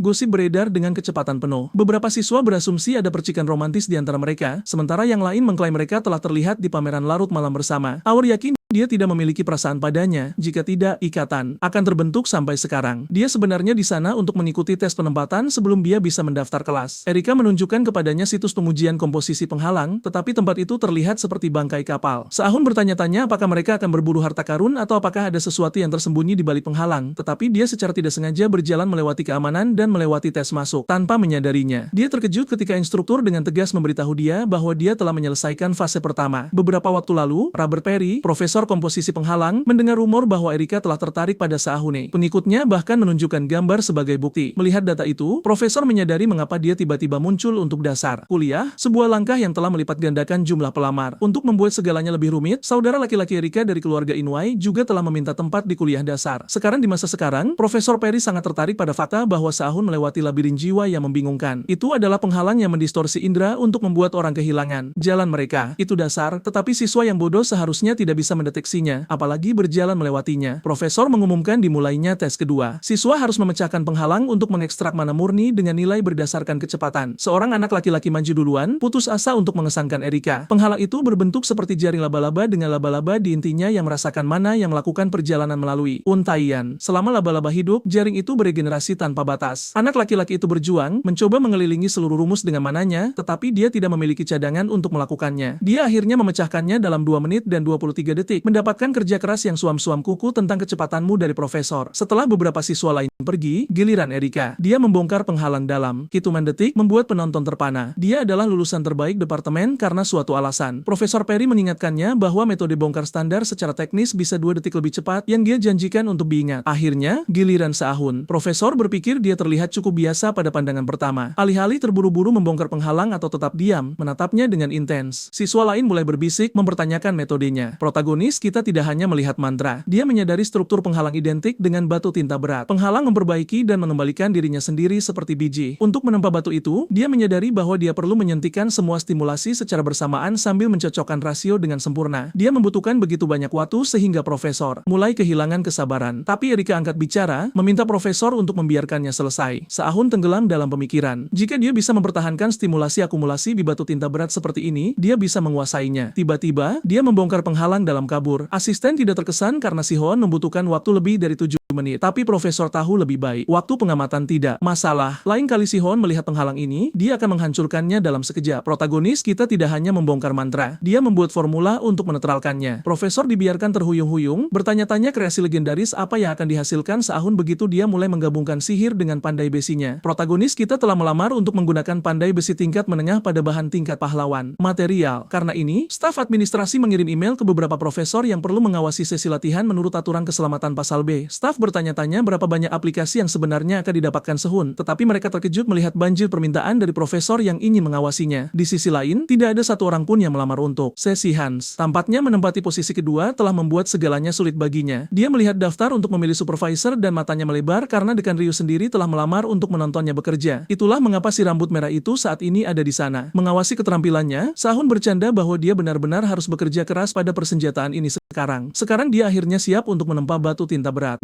Dia mulai dengan langkah 1. Meskipun ada banyak cara untuk menangani bahan tersebut, dia memilih metode yang paling kompleks, proses tirai gelap. Dia menempatkan batu di ruang hitam pekat untuk menghapus kotoran yang menyebar seperti air saat terkena mana. Metode ini mengecilkan ukuran batu, tetapi sangat meningkatkan kemurniannya. Ini praktis rekonstruksi total dari material. Dia memutuskan untuk menggunakan rasio 140 karena jika dia menguranginya lebih jauh, performanya tidak akan bertahan. Kemudian datang langkah 2. Dia mengalirkan mana melalui api merah untuk menyaring hanya api yang paling cocok yang disebut Wild Fire. Api khusus ini memiliki sifat unik untuk mempertahankan suhu tepatnya dari saat dibentuk. Dengan itu siap, dia pindah ke aktual penempaan. Dia mulai memukul batu itu dengan palu yang dibungkus dengan api liar yang mengalir. Kuncinya di sini adalah jangan berhenti sampai distorsi logam selaras sempurna dengan sifat api. Menyaksikannya bekerja dengan api, dekan bertanya-tanya bahkan dia hanya kebal terhadap panas, bagaimana dia hanya mengabaikan rasa sakit. Dia mendapati dirinya bertanya-tanya seberapa banyak dirinya harus dia kikis untuk menjadi sebagus ini. 4 jam berlalu dan kabur dari pemukulan ritmis. Dekan bahkan mulai sedikit mengantuk, tetapi kemudian sifat batu itu akhirnya mencapai batasnya. Itu mulai menyerap api dan material mulai berubah. Dengan distorsi akhirnya tenang, langkah 3 ada di buku. Sekarang, Sun bergerak untuk melelehkan batu tinta yang diproses dan menuangkannya ke dalam cetakan yang telah dia siapkan. Bagian dari proses ini tidak memerlukan pengecoran atau penempaan karena sifat material secara alami bergeser di dalam kegelapan cetakan. Menyaksikannya bekerja, bahkan dekan tercengang oleh teknik yang dia lakukan. Dia beralih ke langkah 4, menyinkronkan perubahan pada batu tinta berat dengan pembongkaran penghalang. Formula. Dalam sepersekian detik, ia merakit sebuah sirkuit mana. Ledakan mengguncang ruangan saat produk akhirnya muncul, gelang laba-laba tinta. Meski belum sepenuhnya memanfaatkan potensi materialnya, kemungkinan baru yang ia buka benar-benar kelas atas. Bersamaan dengan kerajinan itu, ia meningkatkan keterampilan baru, benang roh hitam. Ia memeriksa spesifikasi gelang tersebut. Itu adalah barang langka kualitas menengah yang menyerap mana pemakainya dan beratnya bertambah tergantung seberapa banyak mana yang ditampung. Yang terbaik, gelang ini memungkinkannya menggunakan keterampilan cincin peledak. Itu sukses besar, tapi melihat barang jadi itu membuat perut Din si rambut merah kembali keroncongan, dan dengan malu-malu, ia mendekat untuk melihat lebih dekat. Terkesan dengan fenomena resonansi, si Hune mengakui barang itu belum terlalu kuat, tapi jika ia bisa memanfaatkannya dengan benar, ia mungkin bisa mengincar efek set di kemudian hari. Ia meminta maaf karena tidak memiliki persenjataan lengkap untuk ia makan karena ia telah membantunya. Jadi, ia menawarkan sisa-sisa gelang itu sebagai gantinya. Ia memperlakukannya seperti pembersih palet, mengunyahnya dan berkomentar bahwa rasanya seperti remah-remah goreng. Sahun bertanya-tanya apakah ia memiliki kebiasaan bawah sadar membuat barang yang sesuai dengan selera spesifiknya. Ia tidak keberatan karena hal itu meningkatkan level ikatan mereka. Gadis itu menyebutkan betapa sayangnya memakan sisa-sisa makanan padahal barang aslinya ada di sana. Kemudian ia kembali ke tawarannya untuk membeli pedang dan sarungnya. Si Hon masih belum siap menjualnya. Ia membutuhkannya untuk kelas penaklukan yang akan datang. Lagi pula, ia tahu ia harus membuatnya tetap lapar untuk saat ini. Ia berjanji untuk membuatkan sesuatu yang khusus untuknya nanti, dan ia terlihat sangat menantikannya. Setelah pekerjaan selesai, ia menyuruhnya pergi sementara staf membersihkan ruangan. Namun, kelelahan akhirnya menyerang Saahune dan ia pingsan. Ia benar-benar khawatir, tetapi ia menepisnya, menyalahkan sesi menempas selama berjam-jam, yang menguras stamina. Ia menawarkan untuk mengantarnya kembali ke asrama dan bertanya apakah ia takut ketinggian. Saat ia menjawab tidak, ia mengangkatnya dan melompat tinggi ke udara. Sisa-sisa makanan yang baru saja ia makan memberinya peningkatan kekuatan yang nyata. Saat mereka terbang, si Hon merenungkan betapa banyak hal telah berubah dibandingkan kehidupan masa lalunya. Sementara itu, di bagian lain akademi, Erika masih menunggunya, bertanya-tanya bagaimana tepatnya ia harus menyampaikan undangannya. Situs komunitas Akademi Bubble sudah meledak. Seseorang memposting fotonya saat Erika menunggu Sahun dan berdiri di depan Departemen Pemurnian selama 3 jam. Kolom komentar penuh dengan teori. Kebanyakan orang yakin ia sedang menunggu pemuda kita. Si Hon melihat postingan tersebut dan berpikir jika itu benar-benar penting, ia akan mencarinya lagi cepat atau lambat. Saat ini, ia punya masalah yang lebih besar. Profesor Ricardo Miles, yang bertanggung jawab atas mata kuliah pemahaman alat, memulai hari dengan menjatuhkan bom. Ia menyuruh kelas untuk segera menuju pusat pelatihan, menambahkan bahwa orang terakhir yang tiba akan dihukum dengan berlari 15 putaran di lintasan. Seluruh kelas berlari menuju tempat latihan, membuat pemuda kita bertanya-tanya apakah ini seharusnya kelas teori. Sayangnya, dengan statistik saat ini, Sahon adalah yang terakhir tiba dan terkena penalti 20 putaran. Saat ia berlari, profesor memperhatikannya, bingung bagaimana seseorang dengan stamina rendah berhasil melakukan penempaan tingkat menengah. Setelah kelas tenang, profesor mengonfirmasi kecurigaan Sahun bahwa pemahaman alat awalnya adalah kelas teori. Namun, mereka telah mengubah metode pengajaran karena kemunculan pemburu pedang api baru-baru ini. Para pemburu ini secara khusus menargetkan pandai besi yang mampu menempa pedang atribut api tingkat pahlawan atau lebih tinggi, menjadikannya masalah kelangsungan hidup bagi siswa untuk bersiap secara fisik. Bahkan di kehidupan masa lalunya, kasus khusus itu tetap menjadi misteri yang belum terpecahkan. Profesor melanjutkan penjelasannya, menyatakan bahwa kelas bergeser ke arah praktik fisik agar siswa dapat menyiapkan tubuh mereka untuk pertahanan diri. Tujuannya adalah mempelajari sifat alat sekaligus berlatih untuk bertahan dari penyergapan. Si Hon menyadari ia harus berhati-hati dan memutuskan langkah pertamanya adalah meningkatkan stamina dasarnya. Untuk mencapai ini, ia menggunakan gelang barunya untuk menyimpan mana, metode yang membantunya meningkatkan statistik rata-ratanya sebesar 5 poin. Ia berharap dengan menjaga regimen ini, tubuhnya akan siap tempur pada akhir tahun pertamanya. Profesor akhirnya memanggilnya, mengakhiri hukuman larinya. Pemuda kita diberi pedang agar instruktur dapat mengevaluasi ilmu pedangnya melalui beberapa ayunan dasar. Melihat senjata itu, Si Hon tahu tambahan berat dan kurasan mana dari gelang akan membuat gerakannya terasa berat. Meskipun tekniknya sangat halus dari kehidupan masa lalunya, ia memutuskan untuk melakukan serangan tersebut. Bagi siswa lain yang menonton, gerakannya tampak sangat lambat dan lesu. Profesor awalnya mencatat bahwa meskipun pedang Sahun sepertinya tahu jalur yang dituju, eksekusinya terasa terburu-buru dan kurang bertenaga. Ia bersiap untuk memberikan kritik sebelum memulai pertandingan, tetapi gerakan Sahun berikutnya membuatnya benar-benar terpaku. Dalam kabur gerakan yang tiba-tiba, ia menggerakkan pedangnya sampai ujungnya tepat berada di tenggorokan instrukturnya. Jelas terguncang, Miles menuntut untuk mengetahui siapa yang mengajarinya teknik setinggi itu. Sahun mendapati dirinya dalam posisi sulit, teringat bahwa instrukturnya di masa lalu mengaku telah menciptakan gaya khusus itu hanya dalam 10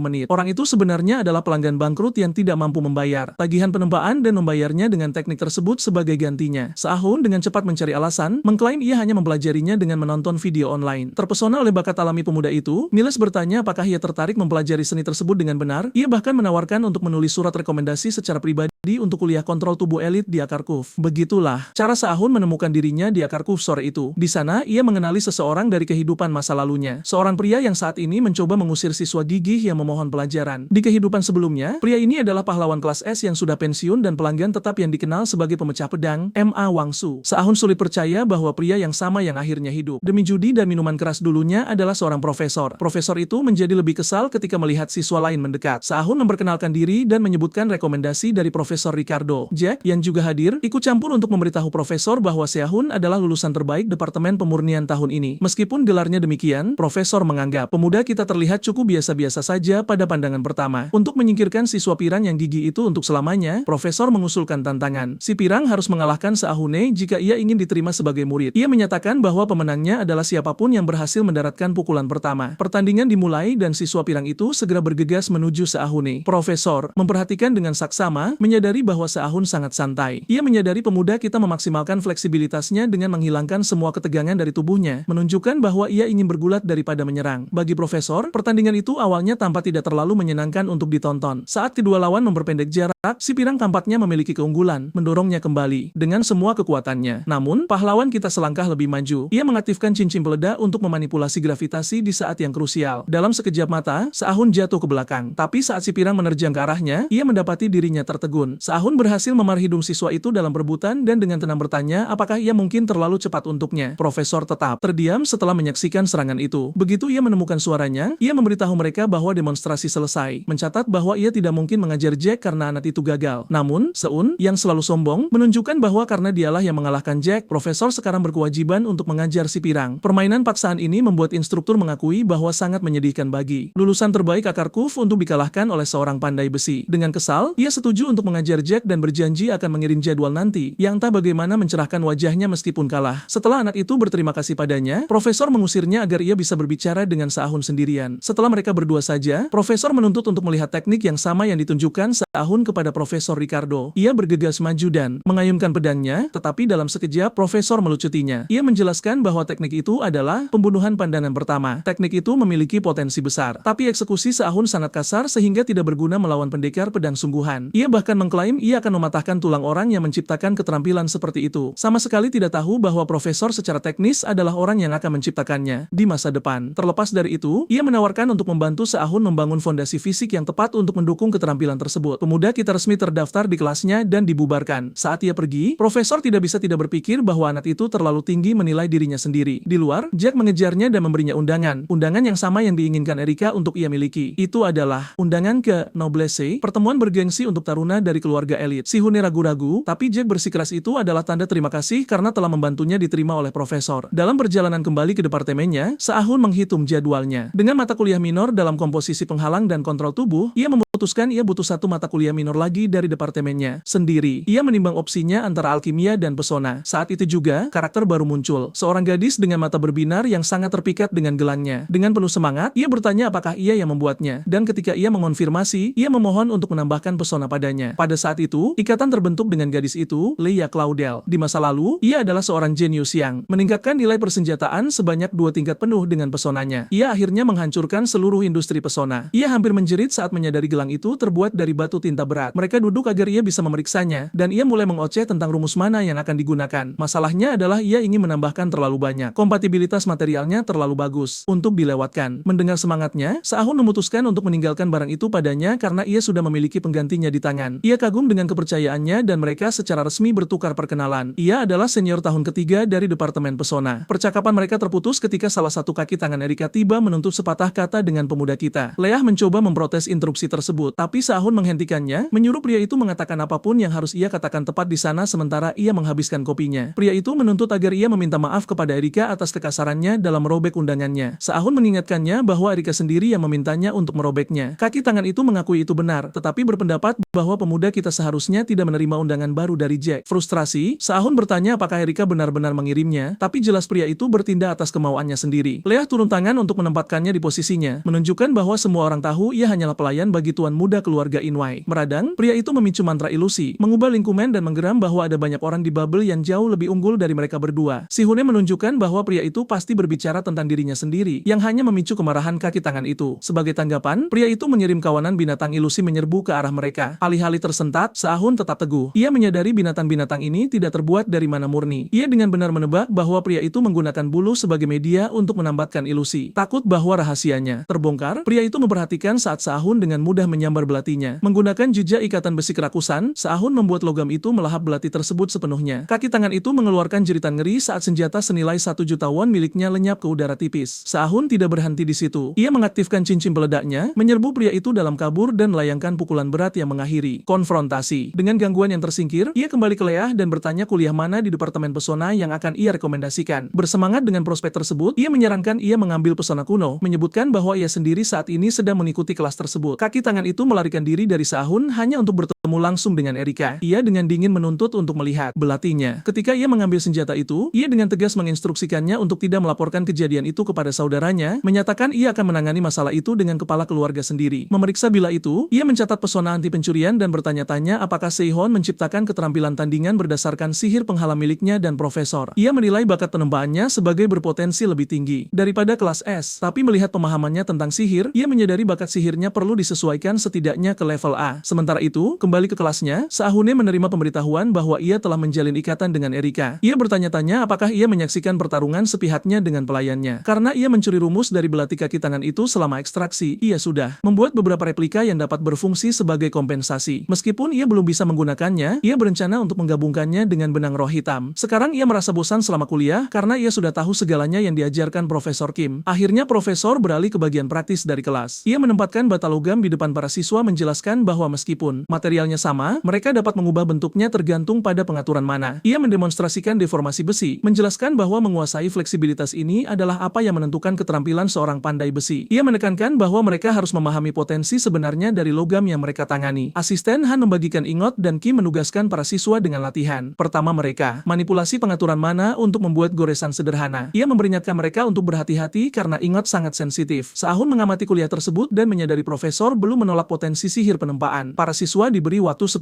menit. Sebagian besar dari mereka panik karena ingot mereka tidak kembali ke bentuk aslinya. Hanya Hans dan Sahun yang berhasil. Hans penuh percaya diri, yakin bahwa kecepatan dan kompetensinya menyamai Sahun. Ia sangat senang saat ia menyelesaikan langkah berikutnya sebelum Sahun, tapi kegembiraannya berumur pendek. Profesor Kim menuntut agar Hans mengembalikan ingotnya ke bentuk aslinya karena pengaturan mana benar-benar rusak. Logam tidak dapat menahan deformasi karena metode pemrosesan salah sejak awal. Si pirang tertegun berpendapat bahwa ia mengikuti instruksi dengan sempurna. Kim mengingatkannya bahwa ia gagal memahami potensi logam. Jika ia tidak dapat memulihkan pengaturannya, peralatan itu hanya memburuk, bukan berubah bentuk. Saat Hans dipaksa untuk memulai kembali, ia memperhatikan Sahun melamun dan berasumsi saingannya kacau. Pada saat yang tepat, saingan yang dimaksud menyelesaikan pengaturannya sendiri. Profesor Kim sangat terkejut sehingga ia memintanya untuk mendemonstrasikan deformasi lagi. Shihune dengan angkuh menjawab bahwa itu hanya mungkin karena ingot ini disesuaikan khusus untuk taruna dan ia tidak bisa melakukan ini dengan besi biasa. Kim dengan enggan setuju, tetapi pikirannya melayang ke Santo Api Suci, Lee Kensei, pandai besi terbesar, dan pencipta rumus deformasi. Ia bertanya-tanya apakah Sahun telah menemukan cara yang sama sekali berbeda untuk mencapai hasil yang sama. Setelah kelas dibubarkan, Kim menghentikannya dan memberinya giok api merah sebagai hadiah masuk. Ia menjelaskan bahwa dengan menyerap esensinya, Sahun dapat memperkuat api merahnya secara permanen. Sahun berterima kasih padanya dan profesor kemudian menyarankan ia mengambil mata kuliah minor khusus dasar-dasar persenjataan. Ia memberikan kelas bahwa kelas ini memiliki anggaran terbesar di bubble. Sahun merenungkan kehidupan masa lalunya. Menyadari ia bahkan tidak pernah mendengar nama Profesor Kim saat itu, ia bertanya-tanya apakah pria itu menemui ajal tragis di garis waktu aslinya, tetapi mencatat bahwa dalam kehidupan ini, hal-hal pasti mengambil giliran yang jauh lebih profil tinggi. Ia kemudian memutuskan untuk mengambil kursus tersebut. Profesor mengingatkannya bahwa ia sudah penuh dengan mata pelajaran minor, tetapi akhirnya setuju, mencatat bahwa ini akan membawa totalnya menjadi 4. Saat mereka berjabat tangan, Sahun mengambil keuntungan dari kontak fisik sekali lagi, menggunakan ekstraksi ikatan untuk menarik besi pembawa api langsung dari profesor. Kemudian kembali ke tempatnya. Sahune merenungkan kemampuan uniknya. Jika ia dapat mengekstrak logam dari seseorang, itu berarti ia memiliki kemampuan untuk menempa dan memproses tubuh manusia juga. Biasanya, memiliki banyak atribut mana berbahaya karena mereka berbenturan di dalam tubuh. Itulah sebabnya pandai besi biasanya disarankan untuk tetap menggunakan satu. Namun, Sahun adalah kasus yang berbeda. Dengan membiarkan mana internalnya, jenis yang biasanya digunakan untuk menghalangi panas habis, tubuhnya secara alami mulai menarik esensi api merah. Ia menyadari bahwa untuk menguasai ini, ia perlu membangun sirkuit mana di dalam dirinya secara khusus untuk api itu. Ia memulai proses yang yang melelahkan dalam menempa energi internalnya sendiri. Saat ia berhasil, atribut mananya menguat dan api merahnya melonjak dari peringkat F ke E+.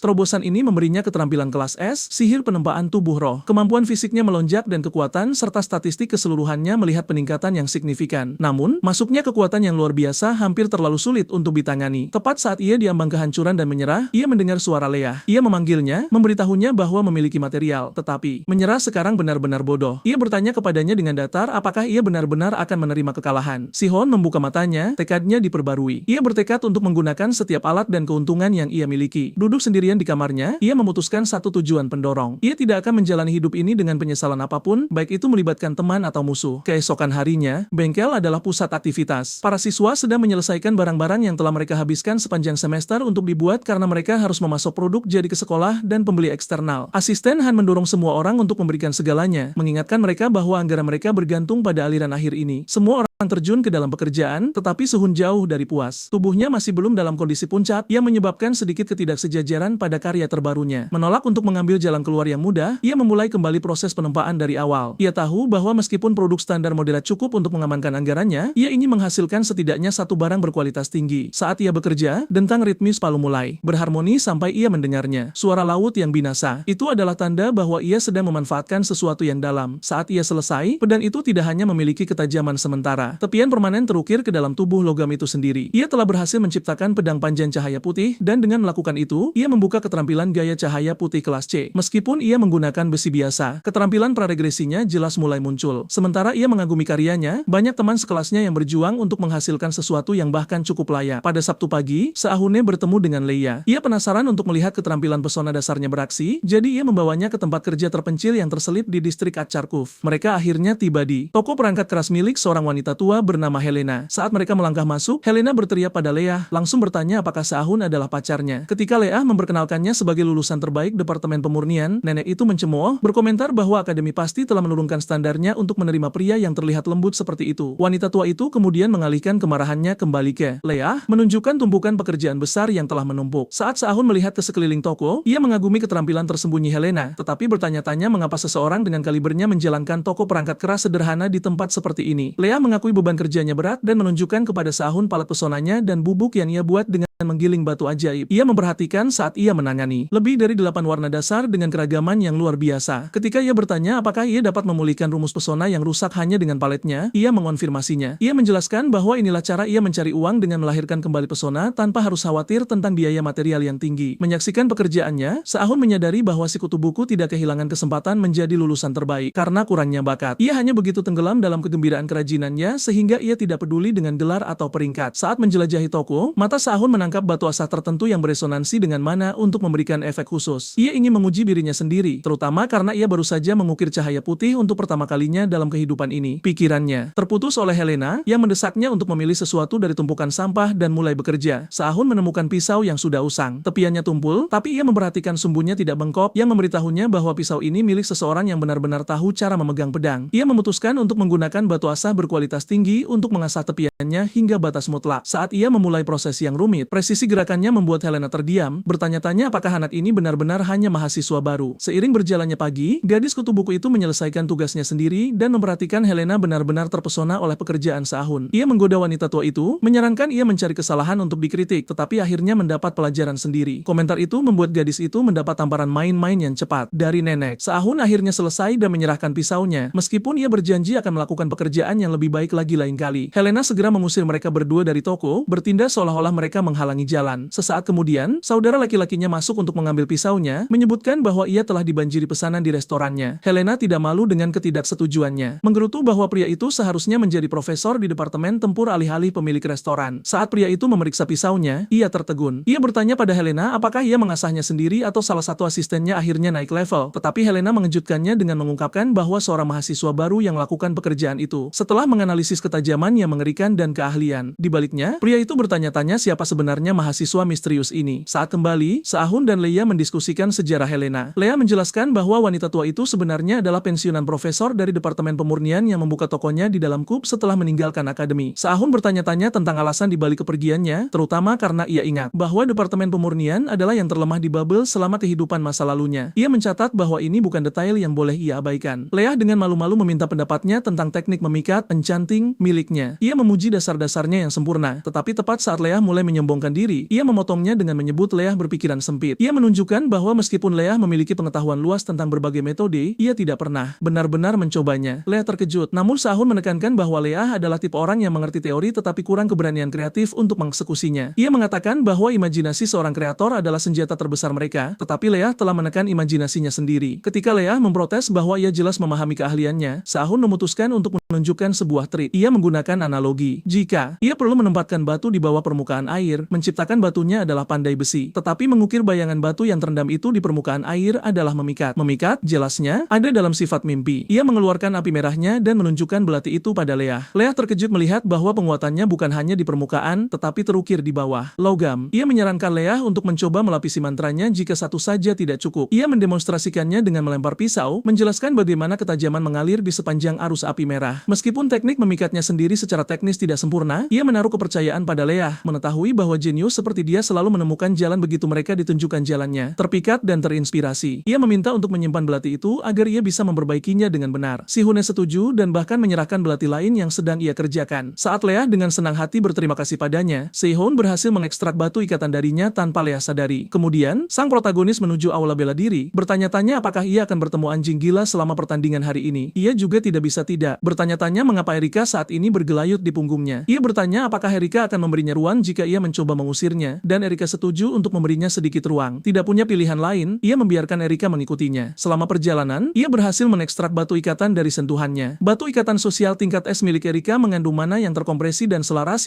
yang dapat menyesuaikan pengaturan mana internal yang tidak teratur saat dicampur dengan mineral. Sementara itu, batu ikatan yang ia ambil dari Leia adalah ledakan kompleks tingkat atasia mekar yang bertindak sebagai penguat kuat untuk mendorong potensi mineral campuran hingga batas maksimalnya. Mereka akhirnya tiba di aula bela diri, di mana komentator memperkenalkan dirinya sebagai profesor termuda di Babel, Ranfang. Ranfang memperkenalkan para petarung tangguh dan penonton menjadi liar. Yang pertama adalah Aeris dari keluarga Mers, lulusan terbaik tahun keempat dari sebuah KUB. Dia adalah monster dalam pertempuran dengan seni bela diri manusia super kelas A. Ini adalah Arya Mers, orang suci pedang yang di masa depan menaklukkan menara pahlawan. Kemudian datang penerus roda api Ember Spear dan lulusan terbaik. Tahun ketiga, properti budaya Takbenda Korea Selatan itu sendiri. Si-hon tidak bisa menahan senyum saat melihatnya, mengetahui bahwa di masa depan, pria yang terlihat sopan ini menjadi anjing gila yang terkenal, Yam Siang-ha. Pertandingan dimulai dengan ledakan, pedang beradu seketika. Arya jelas lebih unggul, memojokkan Sang Ha dengan presisi yang sempurna. Melihat performa Shon Ha yang di bawah rata-rata, si Hune bertanya-tanya mengapa penerus gaya tombak bergengsi seperti itu begitu kesulitan. Apakah dia tidak mendapatkan dukungan yang dibutuhkannya? Namun lebih dari itu, kualitas tombak yang digunakan Shon Ha yang buruklah yang benar-benar memicu insting pandai besi Se-ahun. Pada akhirnya, anjing gila kalah dalam pertandingan dan menyerah di tempat. Biasanya, ada wawancara yang dijadwalkan untuk kedua pemain. Tetapi Shon Ha keluar dari arena sebelum ada yang bisa mengambil mikrofon. Saat Arya memulai wawancara pasca pertandingannya, Se-ahun melihat Seong Ha pergi dan memutuskan untuk mengikutinya. Bangkit dari kursinya, Erika memperhatikannya menuju pintu keluar dan terlihat sedikit lega. Dia senang Se-ahun tidak tinggal untuk menonton kakaknya bertarung nanti. Meskipun begitu, si Hune mengatakan padanya bahwa ia hanya tidak tertarik dengan sikap Arya yang menyebalkan. Namun, apa yang tidak disadari Seun adalah saat ia berdiri untuk pergi, ia tertangkap oleh mata Arya Mers yang tajam dan penuh perhatian. Si-hon melacak Yong Seong Ha di taman dekat aula bela diri. Mengamatinya dari kejauhan, ia ingat pria seperti apa Siang Ha nantinya. Anjing gila yang menjadi tulang punggung pasukan Mao yang akhirnya membuang nyawanya untuk mengalahkan Dewa Iblis dari lautan kepunahan. Saat ini, Shen Ha tidak sepicik seperti di masa depan. Jadi Sun berpikir mengekstrak batu ikatan akan jauh lebih mudah jika ia memainkan kartunya dengan benar. Siang Ha langsung menyadarinya. Ia mengenalinya dari penonton dan mengakui bocah itu memiliki bakat untuk melacak orang, tetapi suasana hatinya sedang buruk. Ia menuntut untuk mengetahui mengapa bocah kami mengikutinya. Si Hune mencoba menjaga suasana tetap bersahabat, tetapi Siang Ha tidak tertarik, dengan tegas menyuruhnya pergi. Ketika bocah kami terus mendesak, anjing gila itu meledak, menyatakan betapa ia membenci orang lemah yang mengira mereka setingkat dengannya hanya karena mereka memiliki sedikit keterampilan. Dibandingkan dengan versi pria yang mengerikan yang diketahui pahlawan kita di kehidupan masa lalunya, perilaku ini justru terasa agak sopan. Menyadari kata-kata tidak akan berhasil, Seun mengaktifkan api merahnya. Pemandangan bocah itu yang tetap teguh membuat Xiang Ha marah, terutama ketika bocah kami mengejeknya, menyiratkan bahwa Xiang Ha akan menjadi orang yang bertanggung jawab mengakhiri warisan tombak bara roda api. Melihat merah, Ha bergegas maju dengan pukulan yang dimaksudkan untuk mengakhiri percakapan. Namun tepat saat pukulan itu akan mendarat, pahlawan kita mengaktifkan jejak ikatan besi rakus yang memungkinkannya menangkis kekuatan serangan yang masif. Seon Ha terkejut. Ia akhirnya mengakui bahwa Se-ahun sebagai lulusan departemen sebenarnya memiliki hak untuk berdiri di hadapannya, tetapi ia tidak bisa membiarkan penghinaan itu lewat. Ia menyerang lagi, berniat menunjukkan kekuatan sejati roda bara. Detik berikutnya, Xiang Ha membeku dalam kebingungan murni. Bara yang seharusnya hanya menjadi milik teknik keluarganya tiba-tiba berkedip di tangan Se-ahun. Ketakutan membasuh dirinya saat ia menyadari Si Hoon tidak hanya memblokir serangan itu, ia membongkar rumusnya dan mencurinya. Ia menyerang lagi dalam kemarahan buta, tetapi Se-hoon menghindar dengan mudah. Ia tahu Xiang Ha berada di ambang kehilangan kendali. Di masa depan, insiden kebencian bunga api terjadi justru karena sikap yang tidak stabil ini. Namun, efek dari besi rakus mulai memudar dan tubuhnya mulai goyah di bawah tekanan. Ia tahu ia perlu menyelesaikan ini untuk mengamankan ikatan itu, tetapi ia tidak bisa melakukannya dengan damai. Ia harus menghancurkan harga diri Seon Ha untuk menjangkaunya. Tepat saat ia mempersiapkan langkah berikutnya, sebuah tangan menangkap tinju San Ha di udara. Itu bukan pahlawan kita. Itu Jack yang telah melompat masuk untuk menghentikan perkelahian. Jack menangani situasi dengan cepat. Sementara San Ha menyuruh mereka berdua pergi, Jack praktis menyeret bocah kita menjauh dari tempat kejadian. Setelah mereka pergi, San Ha ditinggalkan sendirian di taman, meratapi fakta bahwa ia baru saja memicu perkelahian dengan seorang junior dan melepaskan pukulan yang bisa menodai reputasi, tombak bara roda api dan membawa aib bagi masternya. Dalam perjalanan, Jack terus menegur Se-ahun karena memicu perkelahian dengan senior, menunjukkan bahwa menantang seseorang seperti Yom Seong Ha adalah keinginan mati yang harfiah. Pahlawan kita hanya mengangkat bahu, menjawab dengan santai bahwa ia tidak benar-benar melawannya. Ia hanya mengancamnya secara internal. Ia sudah menganalisis pemberitahuan bahwa ia telah menjalin ikatan dengan Xiang Ha. Ia tahu ia bisa mengekstrak batu ikatan kapanpun kesempatan yang tepat muncul, tetapi ia menyadari ada sedikit masalah dibandingkan dengan anjing gila yang keras dalam pertempuran dari ingatan masa depannya. Ha yang sekarang jauh lebih lembut. Perbedaan kepribadian ini berarti efek batu ikatan mungkin lebih lemah atau berbeda dari yang diharapkan. Untuk mendapatkan kekuatan tingkat tinggi yang ia butuhkan, Se-ahun menyadari ia harus menemukan cara untuk meningkatkan ikatannya dengan anjing gila di masa depan. Mencoba mengubah topik, Se-ahun menoleh ke arah teman pirangnya dan bertanya bagaimana tangannya setelah menahan pukulan anjing gila. Jack berseri-seri, dengan senang hati menyombongkan diri bahwa tangannya sekuat besi. Namun, Jack tidak mudah teralihkan. Dia masih berkeringat, memikirkan apa yang dikatakan Se-ahun sebelumnya tentang saudara perempuannya. Mengetahui Arya adalah saudara perempuan Jack, Si Hoon tidak berbasa-basi. Ia memberitahu Jack secara langsung bahwa Arya sombong. Ini menimbulkan ekspresi ngeri murni di wajah bocah itu saat ia menyadari seberapa besar masalah yang dihadapi Se-ahun, terutama karena Arya sudah menggali informasi tentangnya. Lebih buruk lagi, Jack menjatuhkan satu bom terakhir. Ia memberitahu dia bahwa saudara perempuannya secara resmi telah mengambil minat pribadi padanya. Jack tampak seperti akan pingsan, mengetahui bahwa ketika Arya Mears tertarik pada seseorang, segalanya tidak pernah berakhir dengan tenang. Hal pertama yang dikomentari bocah kita adalah betapa Arya pasti memiliki telinga yang sangat tajam untuk mencuri dengar percakapannya di tengah kerumunan yang berisik itu. Ia mencatat bahwa ia akan menyambut minatnya selama itu hanya tetap sebagai minat. Dalam hati, ia sudah menghitung bahwa menarik perhatian Arya, yang merupakan saingan Xiang Ha, adalah jalan pintas yang sempurna untuk mendapatkan perhatian orang gila itu juga. Jack mencoba menjadi mediator, memperingatkannya bahwa saudara perempuannya bukan seseorang yang bisa dianggap enteng, tetapi Se-ahun memotongnya. Ia secara belak-belakan menyebut Arya picik dan berbahaya, yang membuat Jack panik total. Jack akhirnya bertanya mengapa ia sangat tidak menyukainya, dan pikiran Se-ahun melayang kembali ke kehidupan masa lalunya. Ia ingat bagaimana Arya tiba-tiba menghilang suatu hari hanya untuk seseorang memanggil dewa iblis dari pedangnya. Keilahian iblis cahaya yang padam. Tentu saja, ia tidak bisa mengatakan itu. Jadi, ia hanya membuat alasan bahwa wajahnya praktis meneriakan masalah. Saat Se-hoon pergi, Jack mendapat pesan dari saudara perempuannya. Dia menginginkan setiap informasi tentang Se-ahune dan pada dasarnya memerintahkan Jack untuk menjadi jembatan mereka. Tetapi pesan berikutnya membuatnya tersentak. Dia menyebutkan bahwa saudara perempuannya yang picik dan berbahaya menginginkan bantuan. Itu berarti dia mendengar seluruh percakapan. Keesokan paginya, pria kita mendapati dirinya berada di ruang kuliah. Meskipun bahunya masih sakit akibat perkelahian dengan Seong Ha, Hans ada di dekatnya, berdengung dengan kecemasan tentang jadwal pertemuan pertukaran yang akan datang. Profesor mereka, RHS Dova dari atribut Refining, datang untuk mengambil alih kelas-kelas utama. Para siswa tampak sengsara karena pria itu adalah orang gila yang terkenal. Sebelum memulai, profesor mulai membagikan hasil tugas pemurnian utama mereka dan anggaran mereka untuk semester berikutnya. Satu per satu, siswa mengambil milik mereka dan Seahun ditinggalkan terakhir. Seluruh kelas ingin tahu seperti apa anggarannya, tetapi profesor menjatuhkan bom. Anggarannya belum dirilis karena pengajuannya berkualitas sangat tinggi sehingga mereka memutuskan untuk memasukkannya ke lelang publik tahun kedua terlebih dahulu. Mereka akan menyelesaikan pendanaannya setelah itu. Seahun awalnya curiga ini adalah perbuatan Michael, tetapi ia dengan cepat menepisnya. Ia berpikir jika benar-benar ada masalah, Profesor Kim pasti sudah turun tangan sekarang. Jadi, ia memutuskan untuk melepaskan situasi anggaran untuk saat ini dan fokus pada kelas. Profesor RHS Dova memulai kuliahnya tentang mana residual dan ruangan menjadi sunyi saat Yam Sung Ha masuk sebagai asisten sukarela. Mahasiswa baru itu tertegun melihat lulusan terbaik tahun ketiga yang terkenal di tengah-tengah mereka. Profesor menjelaskan bahwa mana residual dalam persenjataan biasanya dibagi menjadi dua kategori, tipe pengisian dasar dan tipe independen yang dapat menghasilkan mananya sendiri atau menariknya dari atmosfer. Karena tipe independen sangat sulit untuk dibuat, Profesor mengumumkan mereka akan mempraktikkan tipe pengisian hari ini. Ia memberi syarat kepada Siang Ha untuk mendemonstrasikan, menambahkan bahwa mana atribut api terkenal mudah menguap dan sulit untuk distabilkan sebagai energi residual. Namun, jika seorang pandai besi dapat menekan sifat liar itu, retensi panasnya tidak ada duanya. Semua orang menyaksikan dengan kagum saat Siang Ha menangani tombak bara roda apinya dengan mudah, menunjukkan tingkat kendali yang tampak mustahil. Profesor mengakhiri segmen teori dengan menugaskan mereka untuk membuat item menggunakan mana residual pengisian atribut api dengan tema roda api. Ia menyuruh semua orang untuk berganti pakaian dan bertemu di ruang pemurnian. Saat para siswa keluar, beberapa mencoba mendekati Siang Ha, tetapi ia membentak mereka untuk pergi. Setelah ruangan kosong, ia menoleh ke arah bocah kita dan menuntut untuk mengetahui dengan tepat apa yang telah ditemukan bocah itu tentang dirinya. Pria kita menjatuhkan evaluasi klinis yang gelap yang membuat Ha terhuyung-huyung. Ia menjelaskan bahwa kekuatan sejati gaya roda api diukur dengan berapa banyak roda yang dapat dimanifestasikan oleh seorang praktisi. Mencatat bahwa pemimpin sekte, Li Wan Rayong, terkenal dapat menciptakan 8. Ia kemudian menunjukkan bahwa sementara Seong Ha dapat menangani 6 dan saat ini mendorong untuk yang ketujuh, ia mencapai tembok di mana ia tidak akan bisa mempertahankannya lebih lama lagi. Ha terlihat terguncang karena ia bahkan belum berbagi perjuangan ini dengan masternya sendiri. Si Hon menjelaskan bahwa karena ia juga memiliki atribut api, ia bisa merasakan bahwa api Siang Ha tidak tepat. Alih-alih meledakkan kekuatan dengan benar, ia hanya membiarkan energi mengalir keluar dengan sembarangan. Menyadari Si Hon melihat solusi yang tidak dapat ia temukan sendiri, Siang Ha menuntut untuk mengetahui harga atas bantuannya. Bocah kita tidak ragu dan menetapkan 2 syarat. Pertama, Sion Ha harus membayar harga yang adil untuk setiap saran atau bantuan yang ia terima. Kedua, ia harus berkonsultasi dengan Seahun kapanpun ia memiliki keputusan sulit untuk dibuat. Ia memberitahunya bahwa ia menginginkan jawaban sebelum mereka melangkah ke ruang pemurnian. Setelah keheningan singkat yang tegang, anjing gila itu setuju dengan kesepakatan tersebut, asalkan Seahun benar-benar dapat menunjukkan bukti nyata keterampilannya selama tugas praktis. Si Hune siap memberikan bukti yang diminta Siang Ha selama lokakarya pandai besi sore hari. Saat ia bekerja, gelombang gumaman muncul melalui siswa lain karena ia merancang sepenuhnya tanpa cetak biru. Mereka menonton dengan skeptis saat ia mencampur biji atribut api dan atribut gelap dalam rasio 7:3, bergosip bahwa ia sembarangan membuang bahan dan bahwa mana yang berlawanan hanya akan menghilang menjadi ketiadaan. Seahun terlalu tenggelam dalam pekerjaannya untuk peduli dengan kebisingan. Ia menunggu sampai panas mencapai titik, di mana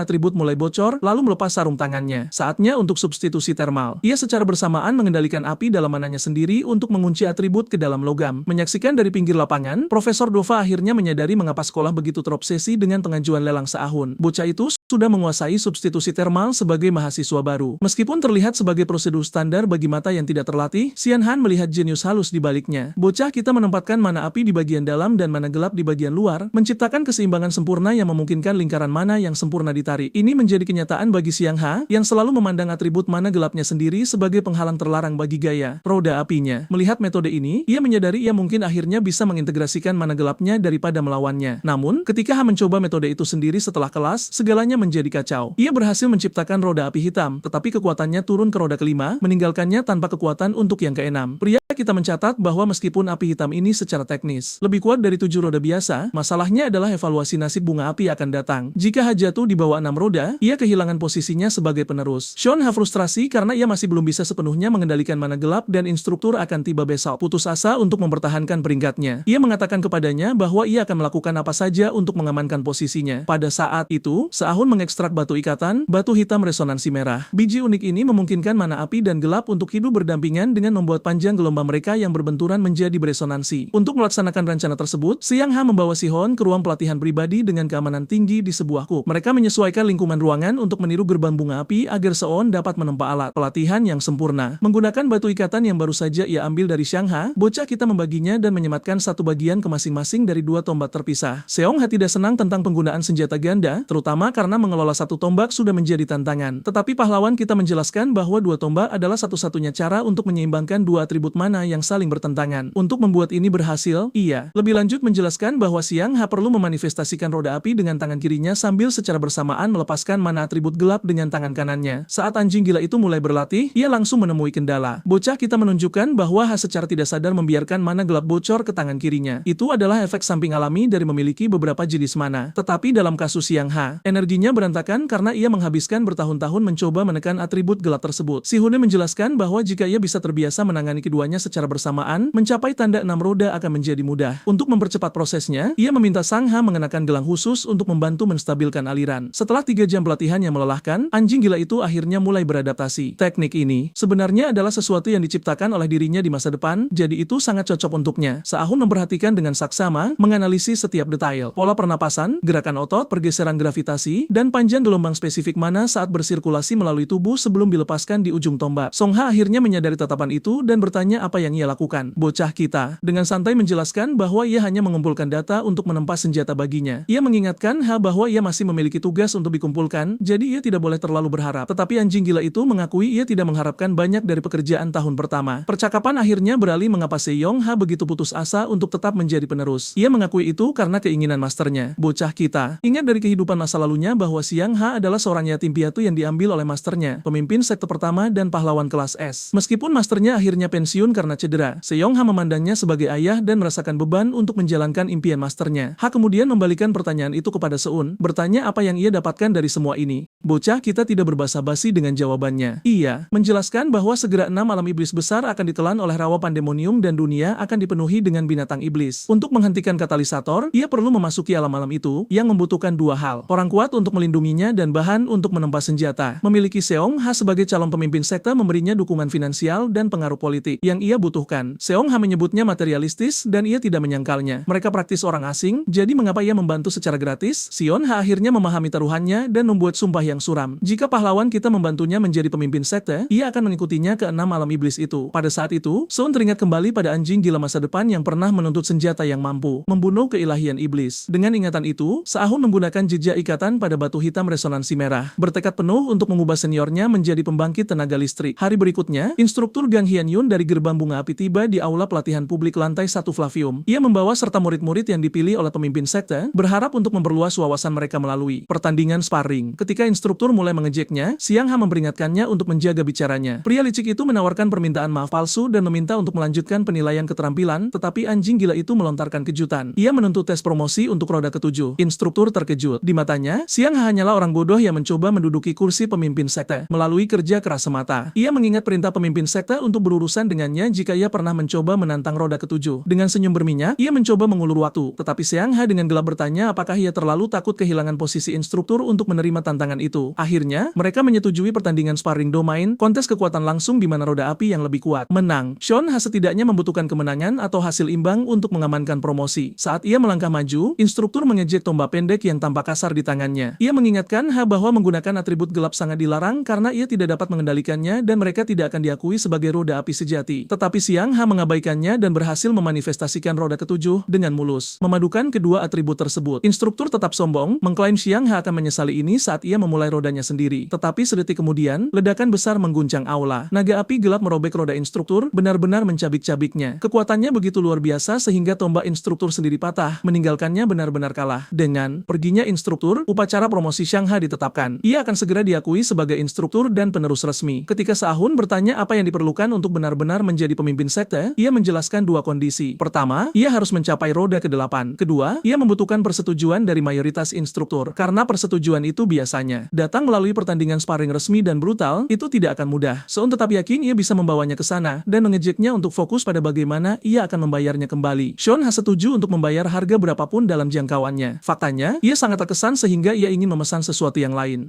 Melihat tombak kembar, yang awalnya hanya tugas cepat, ia menyadari, jika Sahun bisa membuat sesuatu yang sekuat itu hanya dalam beberapa jam, dia pasti bisa melakukan yang lebih baik lagi. Jadi, dia menuntut senjata yang benar-benar berguna. Pada saat itu, tingkat ikatan Sahun dengan si anjing gila mencapai level 2. Hubungan mereka semakin erat, dan batu ikatan akan siap setelah transaksi besar mereka berikutnya selesai. Menjelang hari Rabu, waktunya untuk lelang tahun kedua. Kerumunan orang memadati rumah lelang, dan Sahun memutuskan untuk mengubah penampilannya sedikit saat dia duduk bersama para lulusan terbaik lainnya, bersiap untuk dimulainya pertunjukan. Profesor Kim tetap curiga, bertanya-tanya skema apa sebenarnya yang sedang dimasak oleh wakil dekan untuk merebut kendali Departemen Penyempurnaan. Tema lelang kali ini adalah pedang besi dengan 30 item yang diserahkan. Tapi ada jebakannya. Tahap verifikasi kualitas khusus telah ditambahkan. Verifikasi tersebut menggunakan si gumpo, kain khusus yang ditenun dari bulu yang dicairkan dari binatang kelas S, harimau putih. Bahan ini sangat unik karena lembut seperti kain, namun mempertahankan kekerasan logam yang dirancang khusus untuk mengikis daya tahan senjata apapun yang tidak dibuat dengan sempurna. Dengan menggesekkan pedang-pedang tersebut ke kain ini, para juri dapat dengan mudah menyisihkan barang apapun yang mengorbankan integritas struktural demi ketajaman. Saat lelang dimulai, para juri mulai menguji pedang satu persatu pada bulu harimau putih tersebut. Erika, yang menonton dari samping, bertanya kepada Sahun mengapa mereka menggunakan sesuatu yang langka seperti bulu kelas S hanya untuk tes sederhana. Sahun menjelaskan jebakannya. Meskipun harimau itu dikenal keras, sifat-sifatnya sebenarnya kompleks. Bulu itu bertindak seperti pemakan logam. Tidak peduli seberapa berkualitas bila pedang itu terlihat, bulu tersebut akan menggerogoti daya tahannya jika pembuatannya tidak sempurna. Erika menyadari bahwa ini membuat pedang panjang cahaya putih milik Sahun berada dalam posisi yang sangat tidak menguntungkan. Dia mengakui bahwa seluruh proses verifikasi memang dicurangi khusus untuk membuatnya gagal. Jika senjatanya patah atau gagal dalam tes, reputasi Profesor Kim akan terkena dampak yang sangat besar bersama dengan reputasinya sendiri. Namun, Sahun tidak khawatir. Dia tahu dia tidak hanya membuat pedang yang bagus, dia telah membuat sebuah mahakarya. Akhirnya, giliran pahlawan kita tiba. Juri melangkah maju ke arah pedang panjang cahaya putih dan bersiap untuk menyerang kain Seo Jumpo. Namun saat dia mengayunkan pedang, sesuatu yang mustahil terjadi. Alih-alih, bila pedang memotong kain atau patah saat mengenainya, pedang tersebut justru terdorong balik dengan keras. Pedang itu terlepas dari tangannya, jatuh berdenting ke lantai, meninggalkan seluruh penonton dan juri berdiri dalam keadaan syok total. Mereka tidak tahu apa yang baru saja terjadi, tetapi jelas ini bukan pedang besi biasa. Saat berikutnya, cowok kita berdiri untuk mengklarifikasi kekacauan tersebut. Dia menjelaskan bahwa, sementara pedang biasa yang berfokus pada ketajaman akan hancur saat mengenai kain Seo Jumpo, bilahnya berbeda. Pedang itu mengumpulkan mana atmosfer yang tersebar dan memadatkannya menjadi tepi yang sangat tipis. Ketika penonton memprotes bahwa mereka tidak merasakan mana apapun, dia mengonfirmasi bahwa lapisannya sangat halus dan tipis sehingga hampir tidak terdeteksi. Aura ketajaman sejati yang terlihat seperti cahaya murni. Dia menjelaskan bahwa pedang itu terpental karena baik bila maupun kain tersebut memiliki aura ketajaman tingkat tinggi yang sama, menyebabkan keduanya saling meniadakan. Dia kemudian menggunakan batu tautan sosial untuk menyesuaikan fluktuasi mana yang tidak teratur, memastikan bila tetap stabil dengan sempurna. Untuk membuktikannya, dia membawa sendiri pedang itu ke kain tersebut dan pedang itu mengirisnya dengan mudah. Pada saat itu, peringkat pedang tersebut secara resmi meningkat menjadi rara. Karena tepinya tidak diasah dengan batu asah, melainkan dirawat oleh aura yang diperkuat keterampilan, nilainya meroket. Juru lelang yang bingung segera menaikkan harga awal dari 1 juta won menjadi 5 juta. Tiba-tiba, setiap siswa papan atas di ruangan itu menginginkan pedang tersebut sebagai bahan penelitian. Perang penawaran berubah menjadi kegilaan. Si lulusan terbaik berambut pirang menaikkan harga hingga 200 juta won, sementara Erika terus menaikkan taruhan di saat teman-temannya menghamburkan uang yang bisa mengubah hidup. Si cowok miskin kita ini hanya bisa memikirkan saldo bannya sendiri yang hanya 110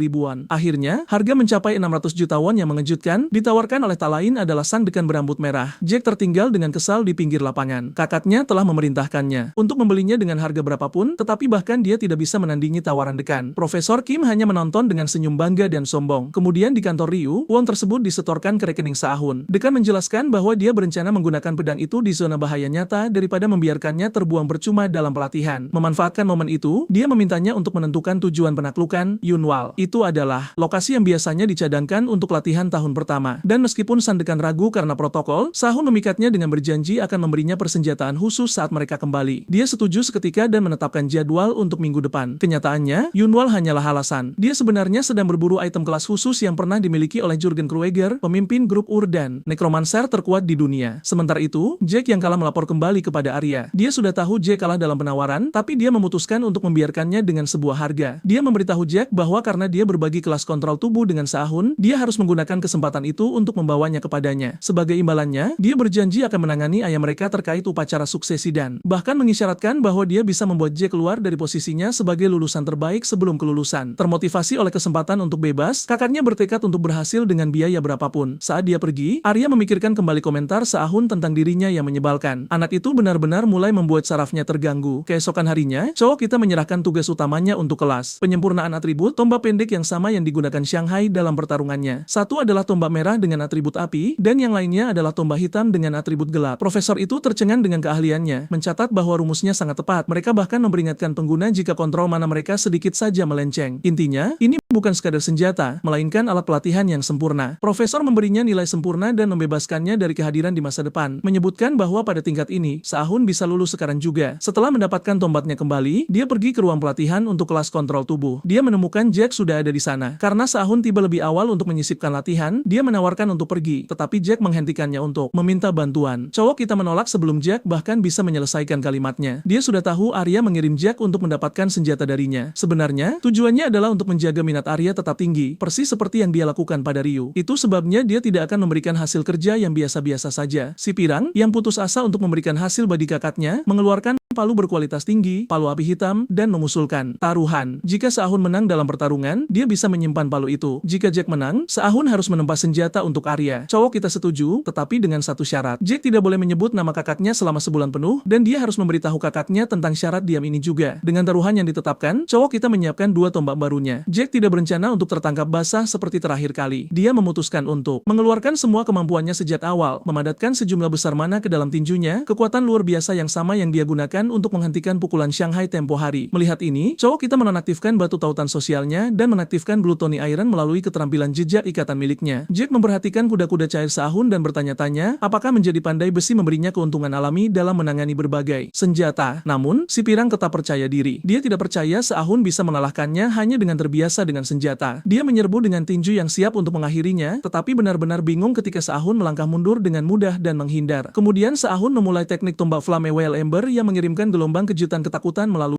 Jack. Di kehidupan sebelumnya, pria kita menghabiskan banyak waktu berbicara dengan salah satu anjing hanya untuk membangun ikatan yang cukup kuat untuk mendapatkan batu tingkat tinggi. Selama waktu itu, dia mempelajari teknik rahasia yang tidak pernah diwariskan sang pencipta kepada siapapun. Meskipun apa yang dilakukan Se-ahun sekarang hanyalah tiruan kasar, itu lebih dari cukup untuk mendominasi. Se-ahun melengkungkan tubuh ke depan dengan tombaknya, memaksa Jack untuk mundur ketakutan. Jack menyadari dia sedang diseret kesana kemari oleh aliran Se-ahun, tetapi dia juga tahu statistik fisik Se-ahun sedang didukung oleh keterampilan. Dia memutuskan satu-satunya kesempatannya adalah menghindar dan menunggu durasi keterampilan itu habis sehingga dia bisa membalikan keadaan. Di sisi lain, Se-ahun melihat langsung strategi Jack untuk mengulur waktu. Mengetahui dia tidak bisa memenangkan permainan atrisi yang lama, dia memutuskan untuk mengakhirinya dengan cepat dengan mengaktifkan eksplosive ring, menarik kekuatan besar dari batu ikatan di gelangnya. Jack ketakutan saat semburan api merah meluncur ke arahnya, menyadari intensitas mana yang sekarang disalurkan Se-ahun. Merasakan tekanan, Jack berhenti menahan diri. Dia memanifestasikan pedang tanpa bentuk gaya MR, menggunakan blue axis dan benang cahaya secara bersamaan untuk meluncurkan serangan balik berkecepatan tinggi dengan tangan kosongnya. Cowok kita menemuinya secara langsung dengan tombak Flame Whale Ember. Revisi pertama, Eclipse Crescent. Awalnya, dia berencana untuk bersantai, tetapi melihat Jack menggunakan seni pedang tingkat tinggi tanpa bilah yang sebenarnya memaksanya untuk menggunakan setiap ons keterampilannya untuk mengamankan kemenangan. Kedua kekuatan itu beradu dalam ledakan mana yang membutakan.